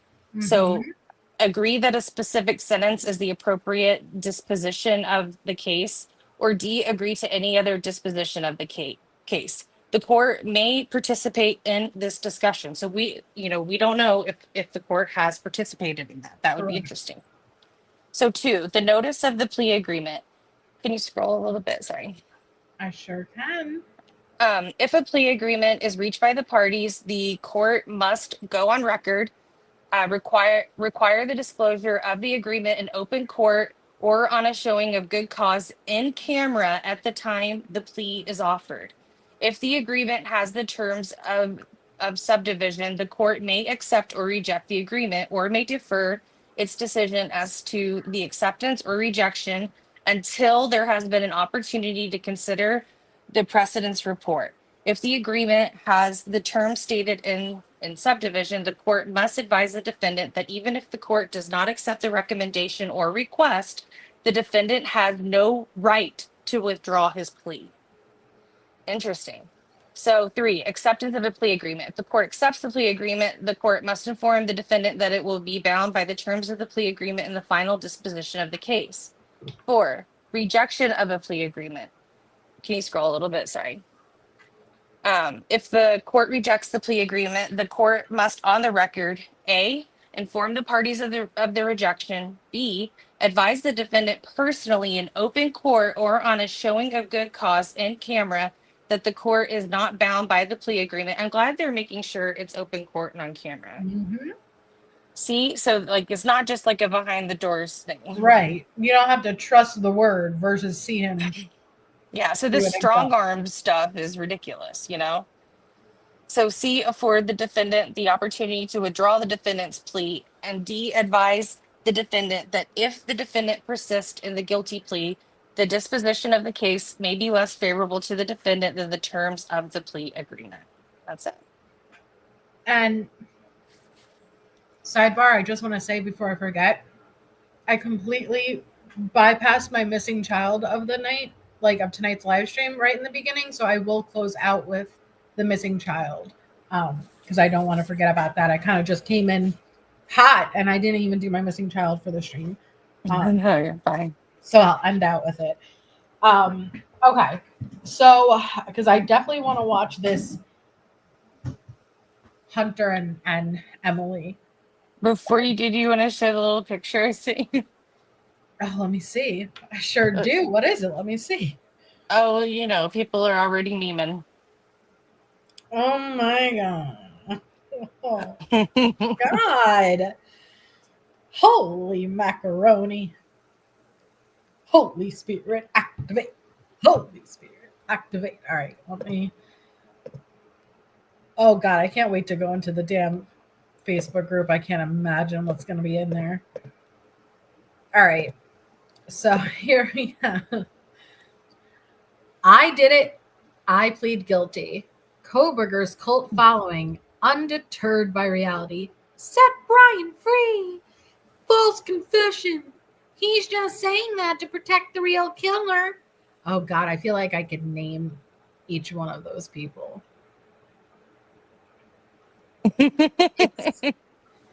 It's just ridiculous. Now, let me ask you, Shay, do you think at all, and when I say this, I'm just saying, do you think at all the recent Dateline episode, the Amazon Prime series, the James Patterson book, and then Hunter and Emily speaking out, even though that happened just today, but do you think that was a factor in at all in the sense of being able to gauge public perception of certain information coming out? So I thought it was interesting. So okay, can I break it down first, but with the Dateline one? If I said no, would that make a difference? Like, Yeah, of course we you do it can. anyways. Yeah, So, do it. Okay. So I go back to this, like, and it just sat with me after we read over those orders the other night from the court. I thought it was interesting because when the Dateline stuff came out, you know, I felt like I was under the impression the judge seemed to kind of think that this was definitely coming from law enforcement, and it seemed to be more on the prosecution, but the defense still had to reserve, their records. But it just seemed like he was kind of pushing more like this may be more on the investigative side, okay? But then these last orders, he made note to ensure that defense was not off the table as being a possible leak. And that just kind of like Yes. sat with me, Not and so only that's why I that, wanted to answer that way, because I felt like maybe it's something, because Anna spoke out so much with this non-dissemination order through hearings and all these filings, and you've had from what we know, the state, I don't know who the leakers were, be a little bit more bound with what that evidence is. And so I kind of felt like this was the first time maybe in a while that the Dateline premiere kind of was like an ante up, like, we got you. Like, we had, like, there's more evidence out there. There's more proof. And I saw some people saying, well, the special prosecutor, why at this time? You guys, again, because that's a separate investigation. It's a parallel investigation. It doesn't necessarily have any factor. But what is so interesting, to piggyback off what you said, 2 days ago when we were doing our last coverage and we were reading Hippler's decision,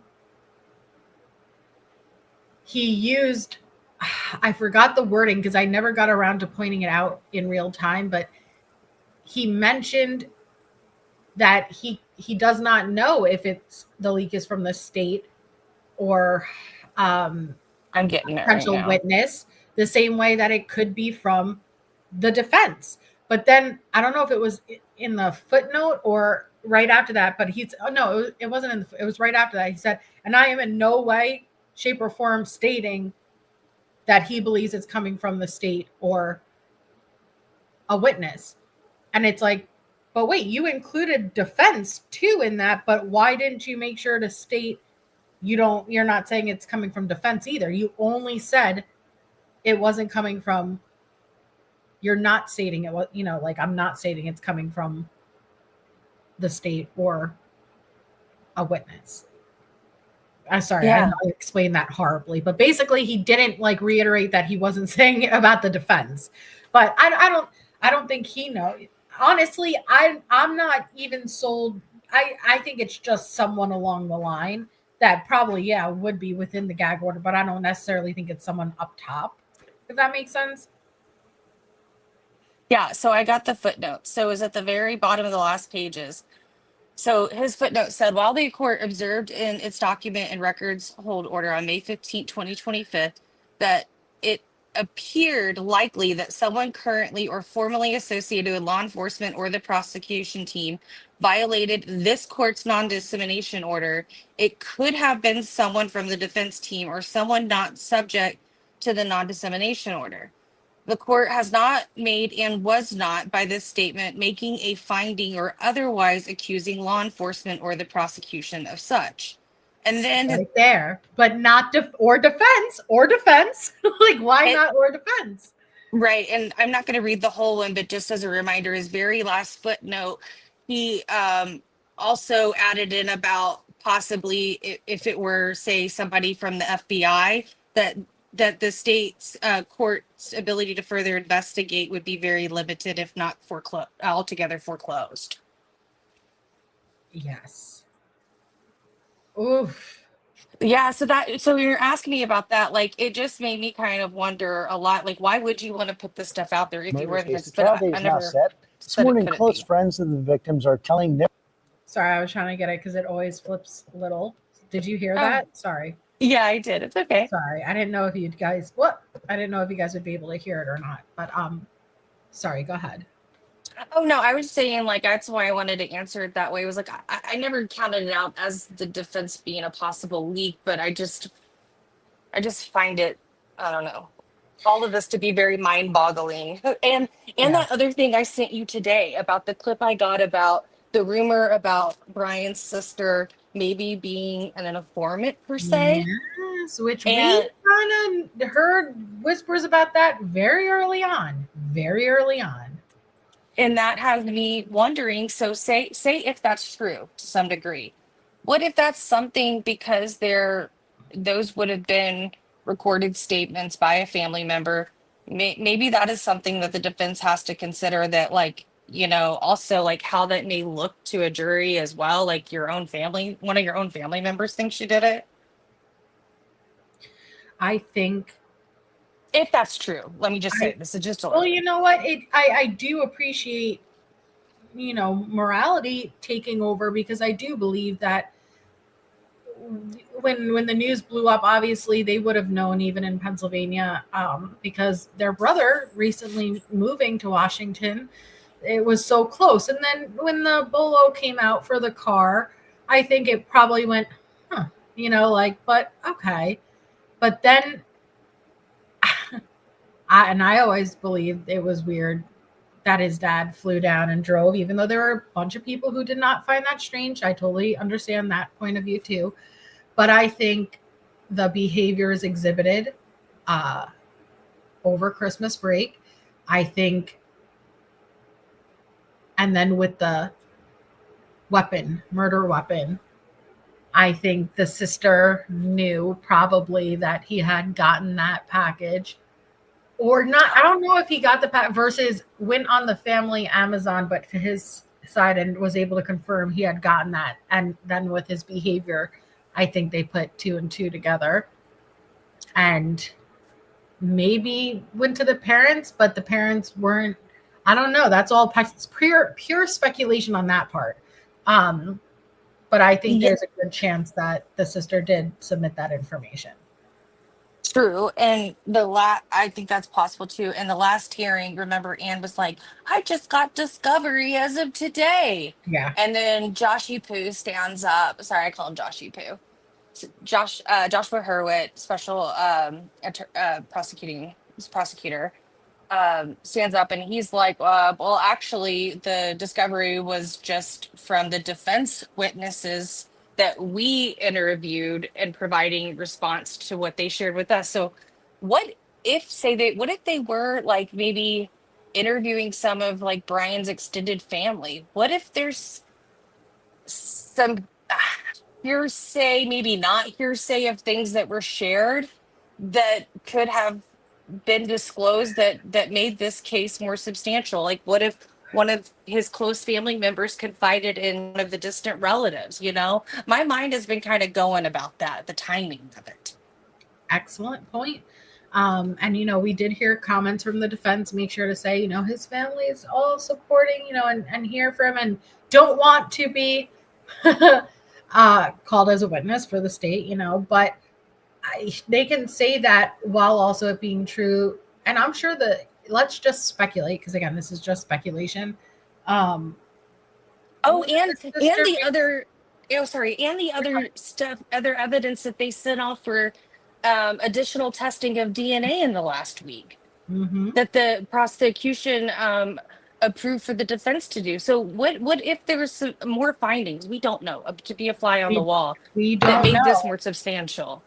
And I highlighted a comment a couple of minutes ago that says, I think, aside from what came out in Dateline with his phone, we pretty much have everything. I highly disagree, though. I think that was a good portion that we didn't know. But I still think that there is some pow, pow, pow. Like, that's the best way I could explain it. Like, that's going to just seal it. You know what I mean? I feel like there's still some pow, pow, pows that, when you put the pows together, versus just a pow. Like, no, pow, pow, pow. Like, when you put them together, real going to tie it up. It's going to, I will acknowledge there's loose ends. But there should be loose ends, because there's a gag order. We don't have transparency. But I think in the presentation of the state's case, a lot of the loose ends were going to get tied up. And if it's a voluntary plea, not an Alford plea that people are saying, then, I mean, that would be coming from Kohberger himself. And I think that people would just have to accept that, even if they don't get all the answers. They are not going to. You know what, Shay? Because we've spoken about this a lot, and we said even come trial and the evidence was completely presented against him, people would not be satisfied, because they already did their confirmation bias. They have it in their mind that he is not guilty. Therefore, no information presented, no matter how damning, will they actually accept it. This goes to show you even more. If Bryan Kohberger stands up, goes through that entire plea agreement, and exactly what we read, that he would have to read himself and sign and agree, he could say it from his own mouth, and people are not willing to accept it. Why, oh, why would Anne advise Bryan, if she did, to take a plea deal if he was innocent? But bigger question, why, oh, why would Kohberger admit guilt to the horrific slaying of 4 Idaho college students if he did not do it? He's come this far. He hasn't said a freaking word. I got to give it to him. Why would he admit the guilt? The only thing that makes sense is he was up against death, and there was a good likelihood he would be found guilty. And so I'm sure Anne spoke to him and said, listen, here's what I'd advise you. You could take the chance, right? But the chance is taken with your life. I'm sure she advised him, but he had to agree. It doesn't matter if she said, hey, the whole world is against you right now. You will be found guilty. If he says, I want to move on to trial, they move on to trial. It's just as simple as that. It has to be his decision. Yeah, and Brian Etten just posted a new G family. It's not on their Facebook page. It's actually a statement to Oh, News Nation. all right. Let's take a detour and then we'll watch. Sorry, I didn't mean to take that out. I was like, No, ooh, what is this? don't apologize. I like all of the new information. But and I will say this, like I feel for Brian's family and during this. Yes, yes, absolutely. This is really hard on them. Like, so people don't show hate. Yeah. Don't show hate. They, as far as we know, they had nothing to do with it, and they deserve compassion too. This is Everyone, their loved one, different their son. victims. Yes. Nobody else is responsible except for Brian himself. So, News Daddy wrote a new statement from the Goncalves family on the plea deal. Quote, the Leda County Prosecutor's Office treatment of our family during this process is something I would not wish on anyone. And the post reads, Goncalves family statement. I'm sure this is Shannon Gray then, probably. The death penalty is merely an illusion in the criminal justice system. When available, it serves as a bargaining tool for the state. And when rarely applied, it's never enforced due to a highly inefficient appellate process. The notion that someone can plead guilty to a crime and still face years of appellate delays reveals a systemic failure. The Leta County Prosecutor's Office treatment of our family during this process is something I wouldn't wish on anyone. We questioned decisions early in the investigation. Why was the mayor commenting on the case? Why was the coroner speaking to families? Why was an officer with less than 2 years' experience leading the investigation? Why was the University of Idaho involved when they declared it an isolated off-campus incident? Why was the university permitted to write a book about the incident while others were silenced under an overly broad order? As a result, we were branded adversaries. So it was no shock how the Leda County Prosecutor's Office mishandled the plea deal. They vaguely mentioned a possible plea on Friday without seeking our input and presented the plea on Sunday. Oh, wow. They spilled more than Xana's family. Mm-hmm. Leda County should be ashamed of its prosecutor's office. 4 wonderful young people lost their lives, yet the victims' families were treated as opponents from the outset. We weren't even called about the plea. We received an email with a letter attached. That's how Leda County Prosecutor's Office treats murder victims' families. Okay, that's heartbreaking. Yeah. Wow. Why couldn't they call the families to a meeting or something? Sorry, Melissa. No, you're fine. That's a great question. That's pretty brutal. But I don't know what would be better, a letter via, you can't do it via snail mail now. I understand an email, but show up in person. I mean, out of all the resources being put towards Brian, you can't find someone to show up in person. Right. And KDP, I'll see if I can find it. We just went over the TMZ interview about Xana's family, so I'll see if I can find if there's a statement from them outside of that. Yeah. So it says, adding insult to injury, they're rushing the plea, giving families just 1 day to coordinate and appear at the courthouse for a plea on July 2nd. Who do they think they are? After more than 2 years, this is how it concludes, with a secretive deal and a hurried effort to close the case without any input from the victims' families on the plea details? Our family is frustrated right now, and that will subside, and we will come together as always and deal with the reality that we face moving forward. Once again, we thank everyone for their thoughts and prayers. That's brutal. I agree. And you know what? Yeah, that's so true. bam, come Friday, right after Shay, no go with Ann. Ran over, all right, I need a deal. Come Sunday, you mention it. Come Friday, you mention it. Then come Sunday, it's already gone. And now July 2nd, they have a day to get there. Like,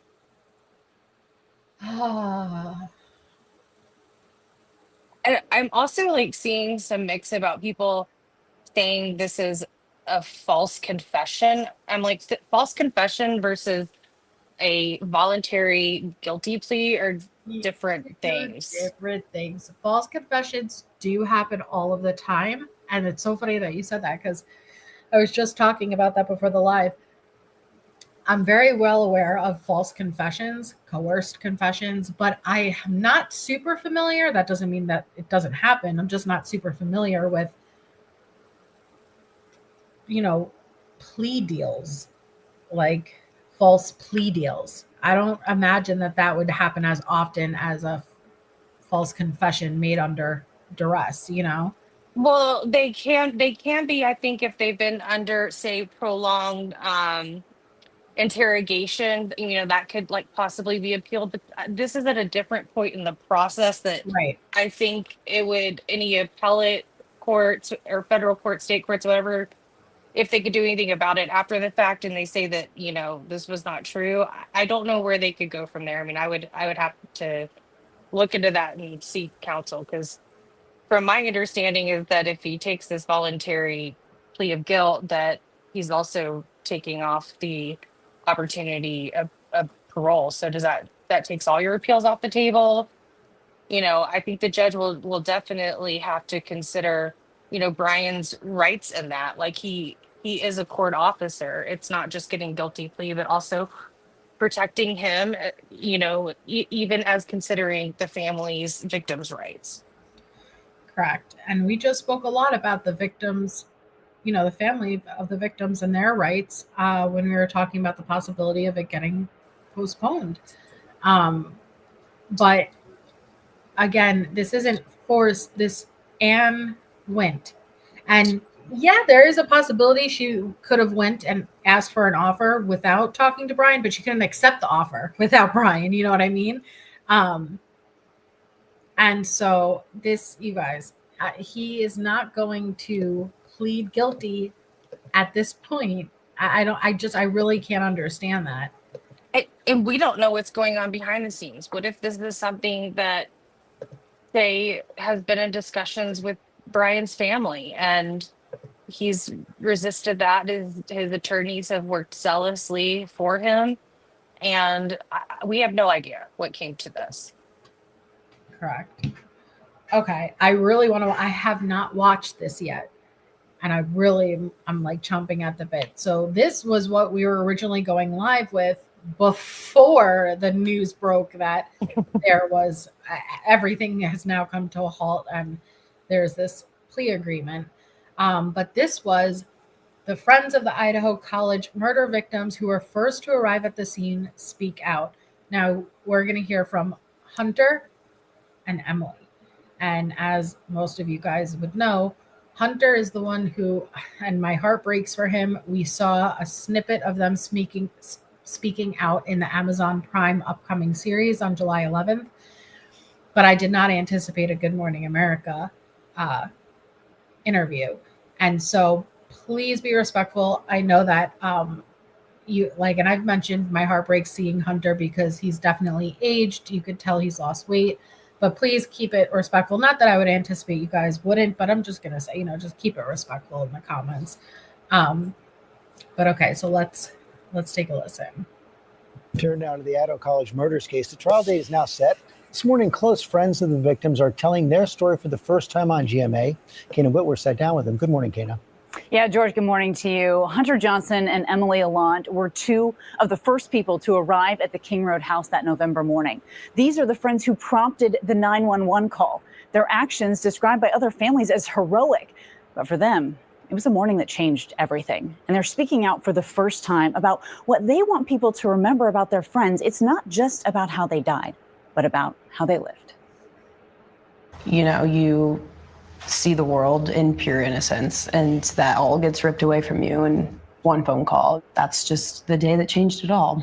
This morning, for the first time, the best friends of Ethan Chapin and Xana Kernodle speaking out about that November day when they discovered Ethan, Xana, Kaylee Goncalves, and Madison Mogen brutally murdered in an off-campus home. I don't think anyone expects anything like that ever in their life to happen. Hunter Johnson and his girlfriend Emily Allant now telling their story in a new Prime Video docuseries, One Night in Idaho, The College Murders. We were a big group of friends. Why would you target those four?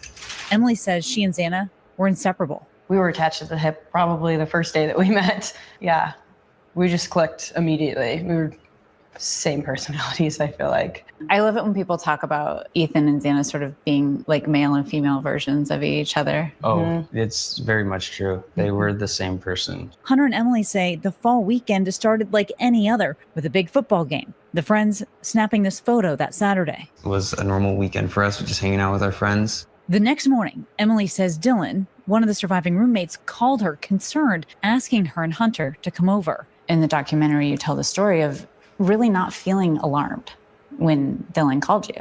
I joked around with her on the phone. You know, it's something you would never expect. It's November, so I had shorts on, slides on. Like, I wasn't prepared to obviously stay there. I was just going over to check, see what's going on. I would say as soon as you get there, you know something's wrong. Hunter was the first person to arrive to King Road to discover what happened. Their friend Josie Louderin, who was also there, describing the moments in the docuseries. As soon as I stepped in the house, I was like, oh, something is so not right.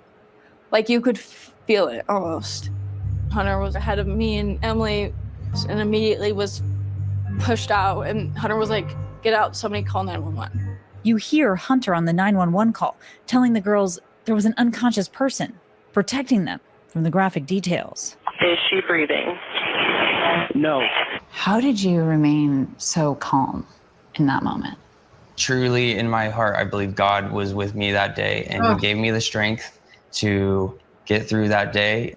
As authorities entered the home, the friends say they were told to sit outside, waiting for hours with little information. We watched the ambulance come and we watched them immediately leave. So I think that was a hard part for sure. That second you realize there's no one to be saved. Right. Their best friends inexplicably murdered. Not knowing who was responsible or why, they feared for their own safety. We just left to get away, be safe. Yeah. Is our You mindset. didn't feel safe? No. In the nearly 7 weeks it took police to arrest a suspect, Emily, Hunter, and surviving roommates Dylan and Bethany became the targets of online sleuths and social media attacks. Lots of threats, people saying I should confess to murdering them. I felt like I was less than a person in that point in my life. On December 30th, 2022, police arrested then 28-year-old Bryan Kohberger. To Emily and Hunter, he was a complete stranger.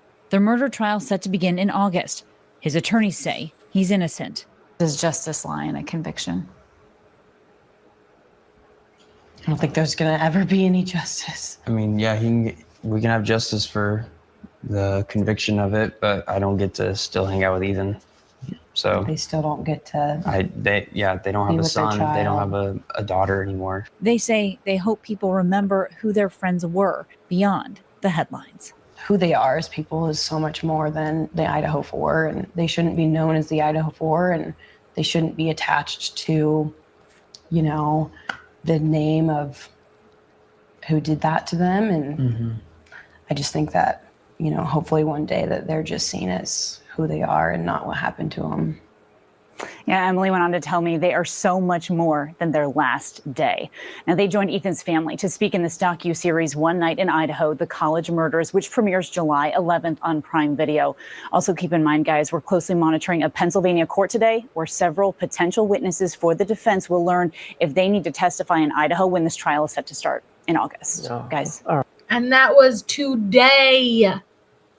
This was all today, guys. And then a huge pivot, but my heart is breaking. And you know, and I know that we spoke about this when you first saw the Prime series coming out. Like, I'm accountable even for it as a creator too. Like, it covering true crime, it's delicate, you know, but we do become desensitized to an extent. Even with the best intentions, you do become desensitized to an extent. So it's really grounding to hear from them and to be reminded, like, even referencing as the Idaho 4, I could understand, like, and it's not something I really thought about until I'm hearing it from them, right?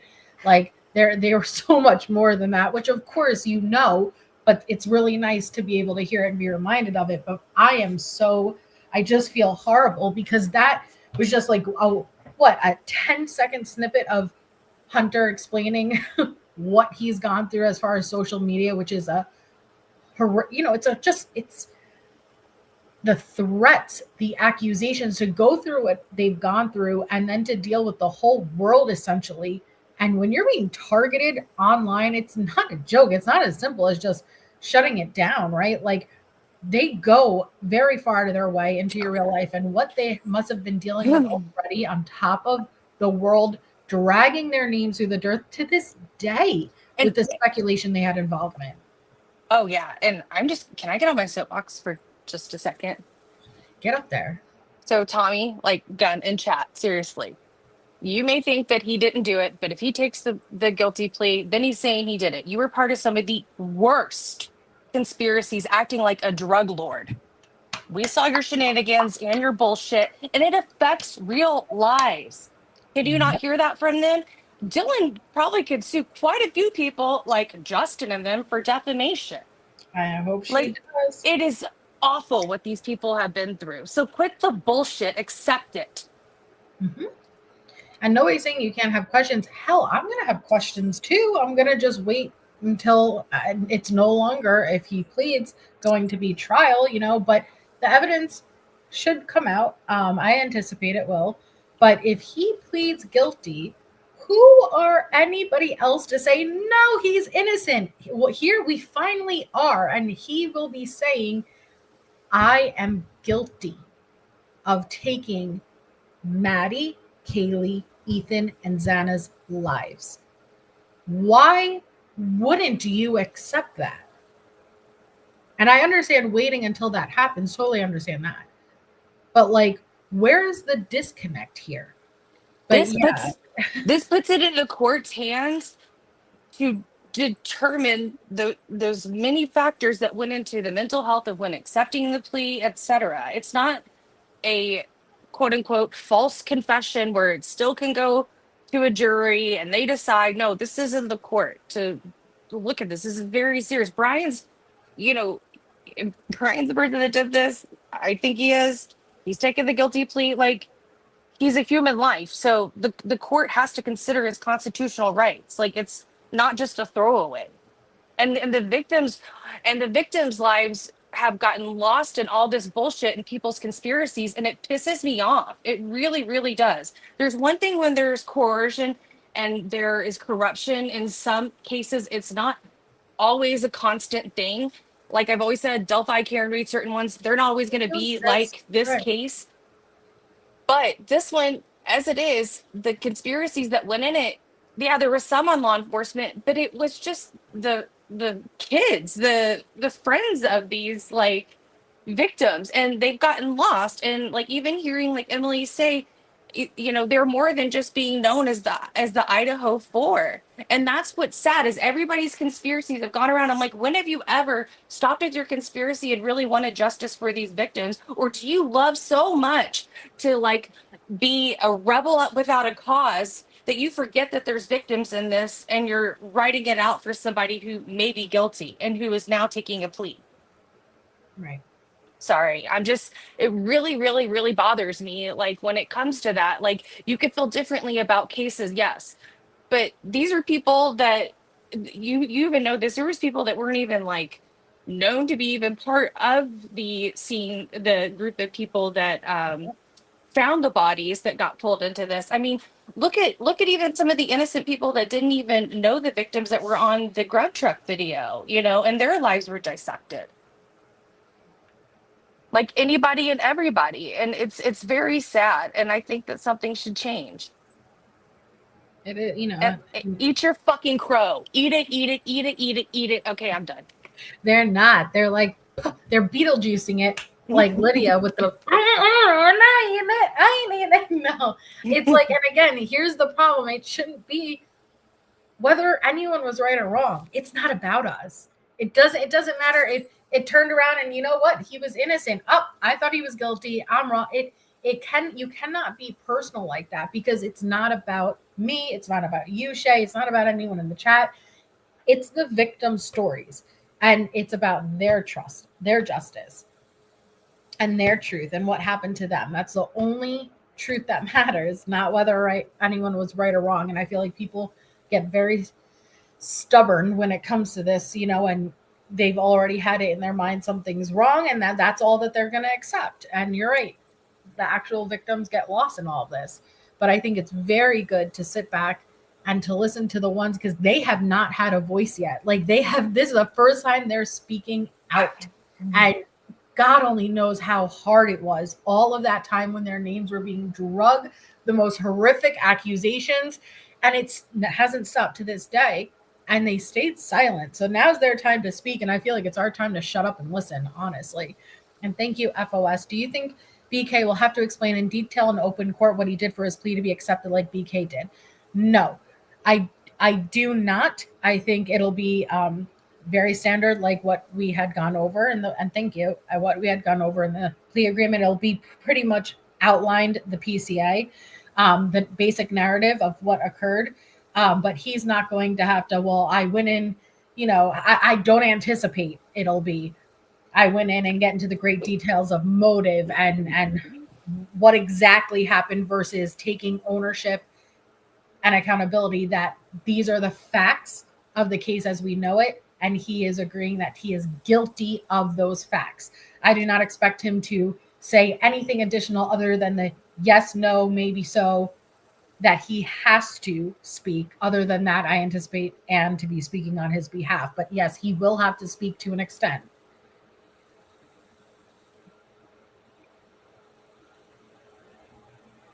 Yeah, I mean, they could make it part of, listen, it's totally possible that Judge Hippler turns around and says, the only way I'm accepting this plea is to do X, Y, and Z. Do I think that that's likely to happen? No.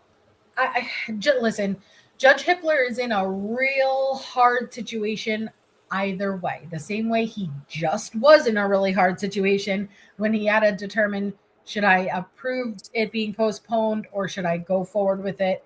He's not in an easy situation, but I trust his judgment and his professionalism, and I think he'll make the best choice with the factors. And he may consult some of his colleagues in the justice system also, just to ensure like that happens behind the scenes at times. Like you want to make sure that you're doing right by doing right by somebody and what they are awarded as constitutional rights. But you have to think about what the court process looks forward. So I think that, with this coming out, there's a lot for the court to consider, and we don't know what other, like you said, maybe there's attached agreements to it. All we heard was that it would be life without parole for consecutive sentences. We don't know if the judge will accept that. We don't know also if in there that, what the families may be able to request in some type of plea, if it's details. Does it tell us where the knife is? We don't know. But I would hope that, I don't know if there would be an open hearing after the fact or formality. Like, are there still victim impact statements? These are just some of the questions that are coming to my mind. Absolutely. I believe that there will be victim impact statements. There usually are.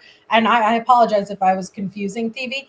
Yes, he absolutely will have to admit to the facts of what happened. What I meant is he's not going to get up there and get into the detail that you want him to get into. He most likely will not have to do that, versus kind of how the PCA is outlined on November 13th, 2022. On this night, were you driving, down King Road, and did a 3-pointer? Yes. Did you breaking and entering this, the King Road house? Yes. Did you stab, take lives, whatever it is the wording is going to be? Kaylee, Maddie. Yes, that's how it'll most likely be outlined. And then once he meets those questions, Judge Hippler will determine whether or not he's going to accept it, among all the other questions that me and Jay had gone through earlier with the pleading. And thank you, Truth. I guess Well, the now, who's just oh, sorry. who didn't do it after all. Who would have thought, Truth? Sorry, go ahead.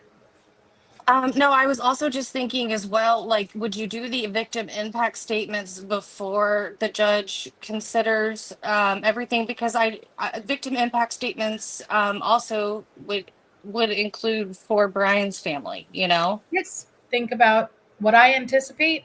Green River Killer. I've shown the clip of the one after another, family after family after family after family. Heartbreaking statements. And it was the one dad in the rainbow suspenders that offered forgiveness. And that's the only thing that cracked Gary Ridgway. It was very impactful to watch.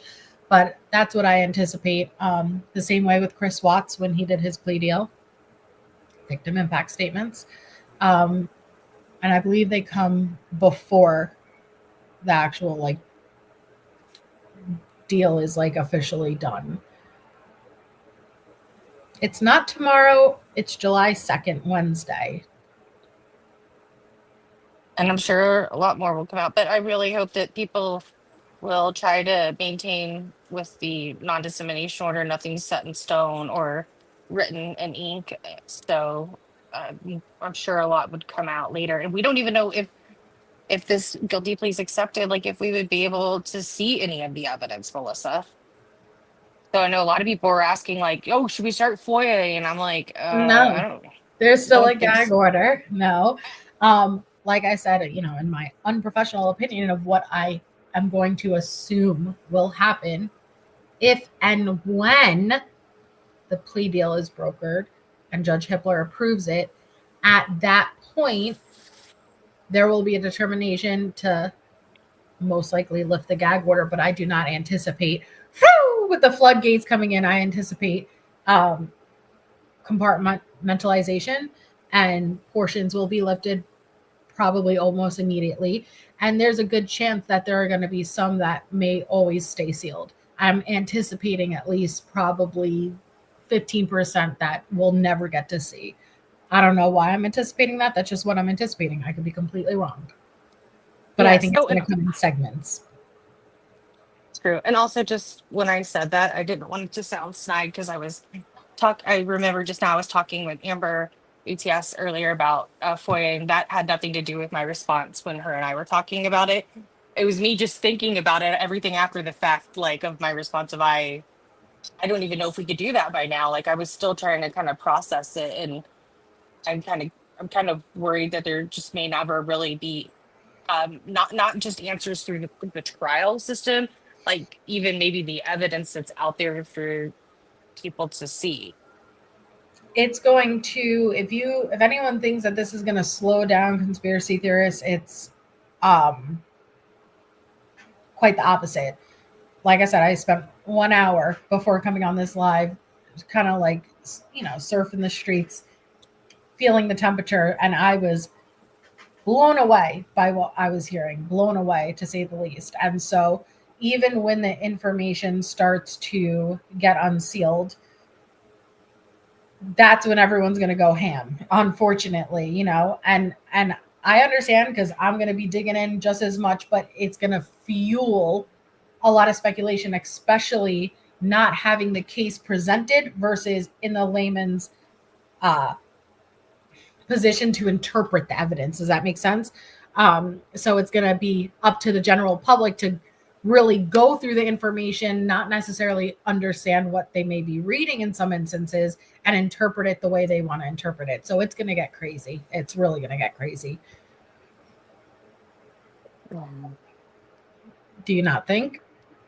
No, I think so. I think people feel the way they feel, and you're entitled to that. But, I also think that just maybe for those that still don't think he did it, think this is, some UFO abduction or something of him. that like just consider the victims here, consider the families that want justice. You know, it affects other people with some of the wild shit that goes out there. I think, like I said before, we've all spoken long enough. And when I say we, I'm really meaning creators, you know, like, but yeah, well, and even people, you know, subscribers in the chat, like we've been loud. Now's the time. Let the victims, their friends, their family, surviving victims, it's their moment to be heard. And I think we need to give them the stage to speak. Yeah, and I just checked the court docket again, and there's not, I mean, even on the case summary, they don't have July 2nd on there. So this was all very fresh news coming out. I don't anticipate, and to be fair, it started breaking, and I think, yeah, court was already closed at that point. But I anticipate it'll hit the site tomorrow. No, it was still Court was your time open? is different. Yeah. Oh, yeah, Court was you're still right. open. Thank you. I only speak Eastern. Right. I only speak Eastern. Yeah, I still anticipate it to be there tomorrow. Yeah. Well, I guess we'll see tomorrow. But, you know, and I will say, like, selfishly, I'm disappointed. But that's my selfish, I just want to see the case presented. And that doesn't mean shit. And I acknowledge that doesn't mean shit. But, like, I won't deny that. I'm like, well, man, you know, like, I wanted to finally understand and see the case presented against him. I wanted very much to watch the state and the defense. And just like how I said, you interpret the same evidence two different ways and you could make a debate for it. I wanted to see that played out. But what I want doesn't even matter. You know, like it's the families and I'm just very heartbroken from what we've heard so far with how they feel. Well, and some might be okay with this too. Just consider that there may be some families that are okay with this option. So I just keep that in mind as well. I empathize for everyone. Well, I anticipate we'll be back on tomorrow because I have a feeling it's going to be uploaded. And when it does, we're going to obviously have to go through it. And then Wednesday, we'll be live, I guess, again. I'm assuming you're going to just I'm just dragging you along with me, Shay. Then Wednesday, we're going to have to be live again with it because we'll have that hearing, which I'm going to assume will be televised. Maybe there will be closed portions. I don't anticipate there would be closed portions, though. I'm not sure. But, yeah, we'll be live and we'll continue to cover this, guys, obviously. Oh, and they're saying, Brian is saying that the G family is going to be on News Nation at 10 p.m., but I don't know if that's 10 p.m. Eastern, I'm guessing. So in just a little bit. Well, we'll definitely be reviewing that tomorrow, but definitely go watch it out. That's News Nation at 10 p.m. I'm not sure if that's Eastern. If it's Eastern, it's in 12 minutes. If not, whatever that time. I only speak Eastern, guys, so I don't know what time that would be otherwise. But either way, we will definitely review it. I'll probably wait because I like to wait to watch things in time with you guys. So, well, and a lot of times the things that they show on TV, especially if it's a popular segment, they may wait to post it to YouTube, you know, within 24 hours. So like we wouldn't even be able to. Remember how we used to always want to see it was on all the Ashley Banfield things? We'd have to wait. Yes. So and we would have to probably little YouTube thingy. I actually like her podcast. I'm digging it. Yeah, she's good. She's been pushing the envelope as far as the beige I'm seeing. You know, she's getting a couple of colors in there. Who would have thought? She's wearing flannel or plaid. I can't remember. Woofy always corrects me. They're the same. Is flannel and plaid not the same? I thought so, but she corrected me on one. I was just like, okay. I call it checkerboard. I learned you don't argue with Woofy about Ashley Banfield. I know. Don't ever mention Banfield to Wolfie.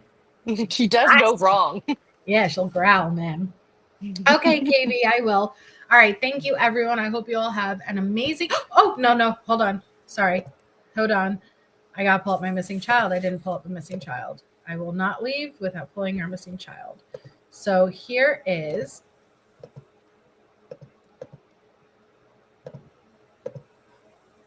This is Xana Jo Chim, and she has been missing since June 28th, 2025, so 2 days, guys, out of Miller Place, New York. She is 14 years old. Justina is a missing child who was last seen wearing a black and pink sweatshirt, gray sweatpants, and a blue backpack. If you or anyone you know has information on Justina's whereabouts, please contact the New York State Missing Persons Clearinghouse at 1-800-346-3543. Okay, now I feel better. Yes.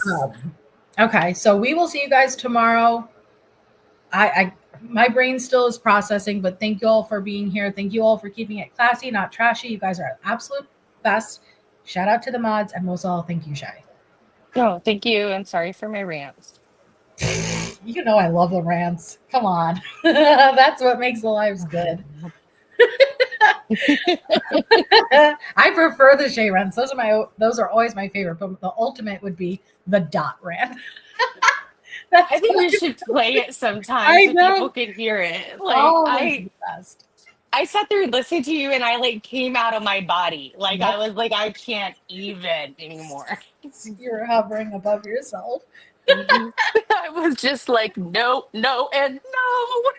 Right? And I was like, give me all the rants, please. Yeah, we want the rants here. No regrets. But okay, guys, we will see you tomorrow. Love you, Shay. Love you, everyone. Good night. Good night.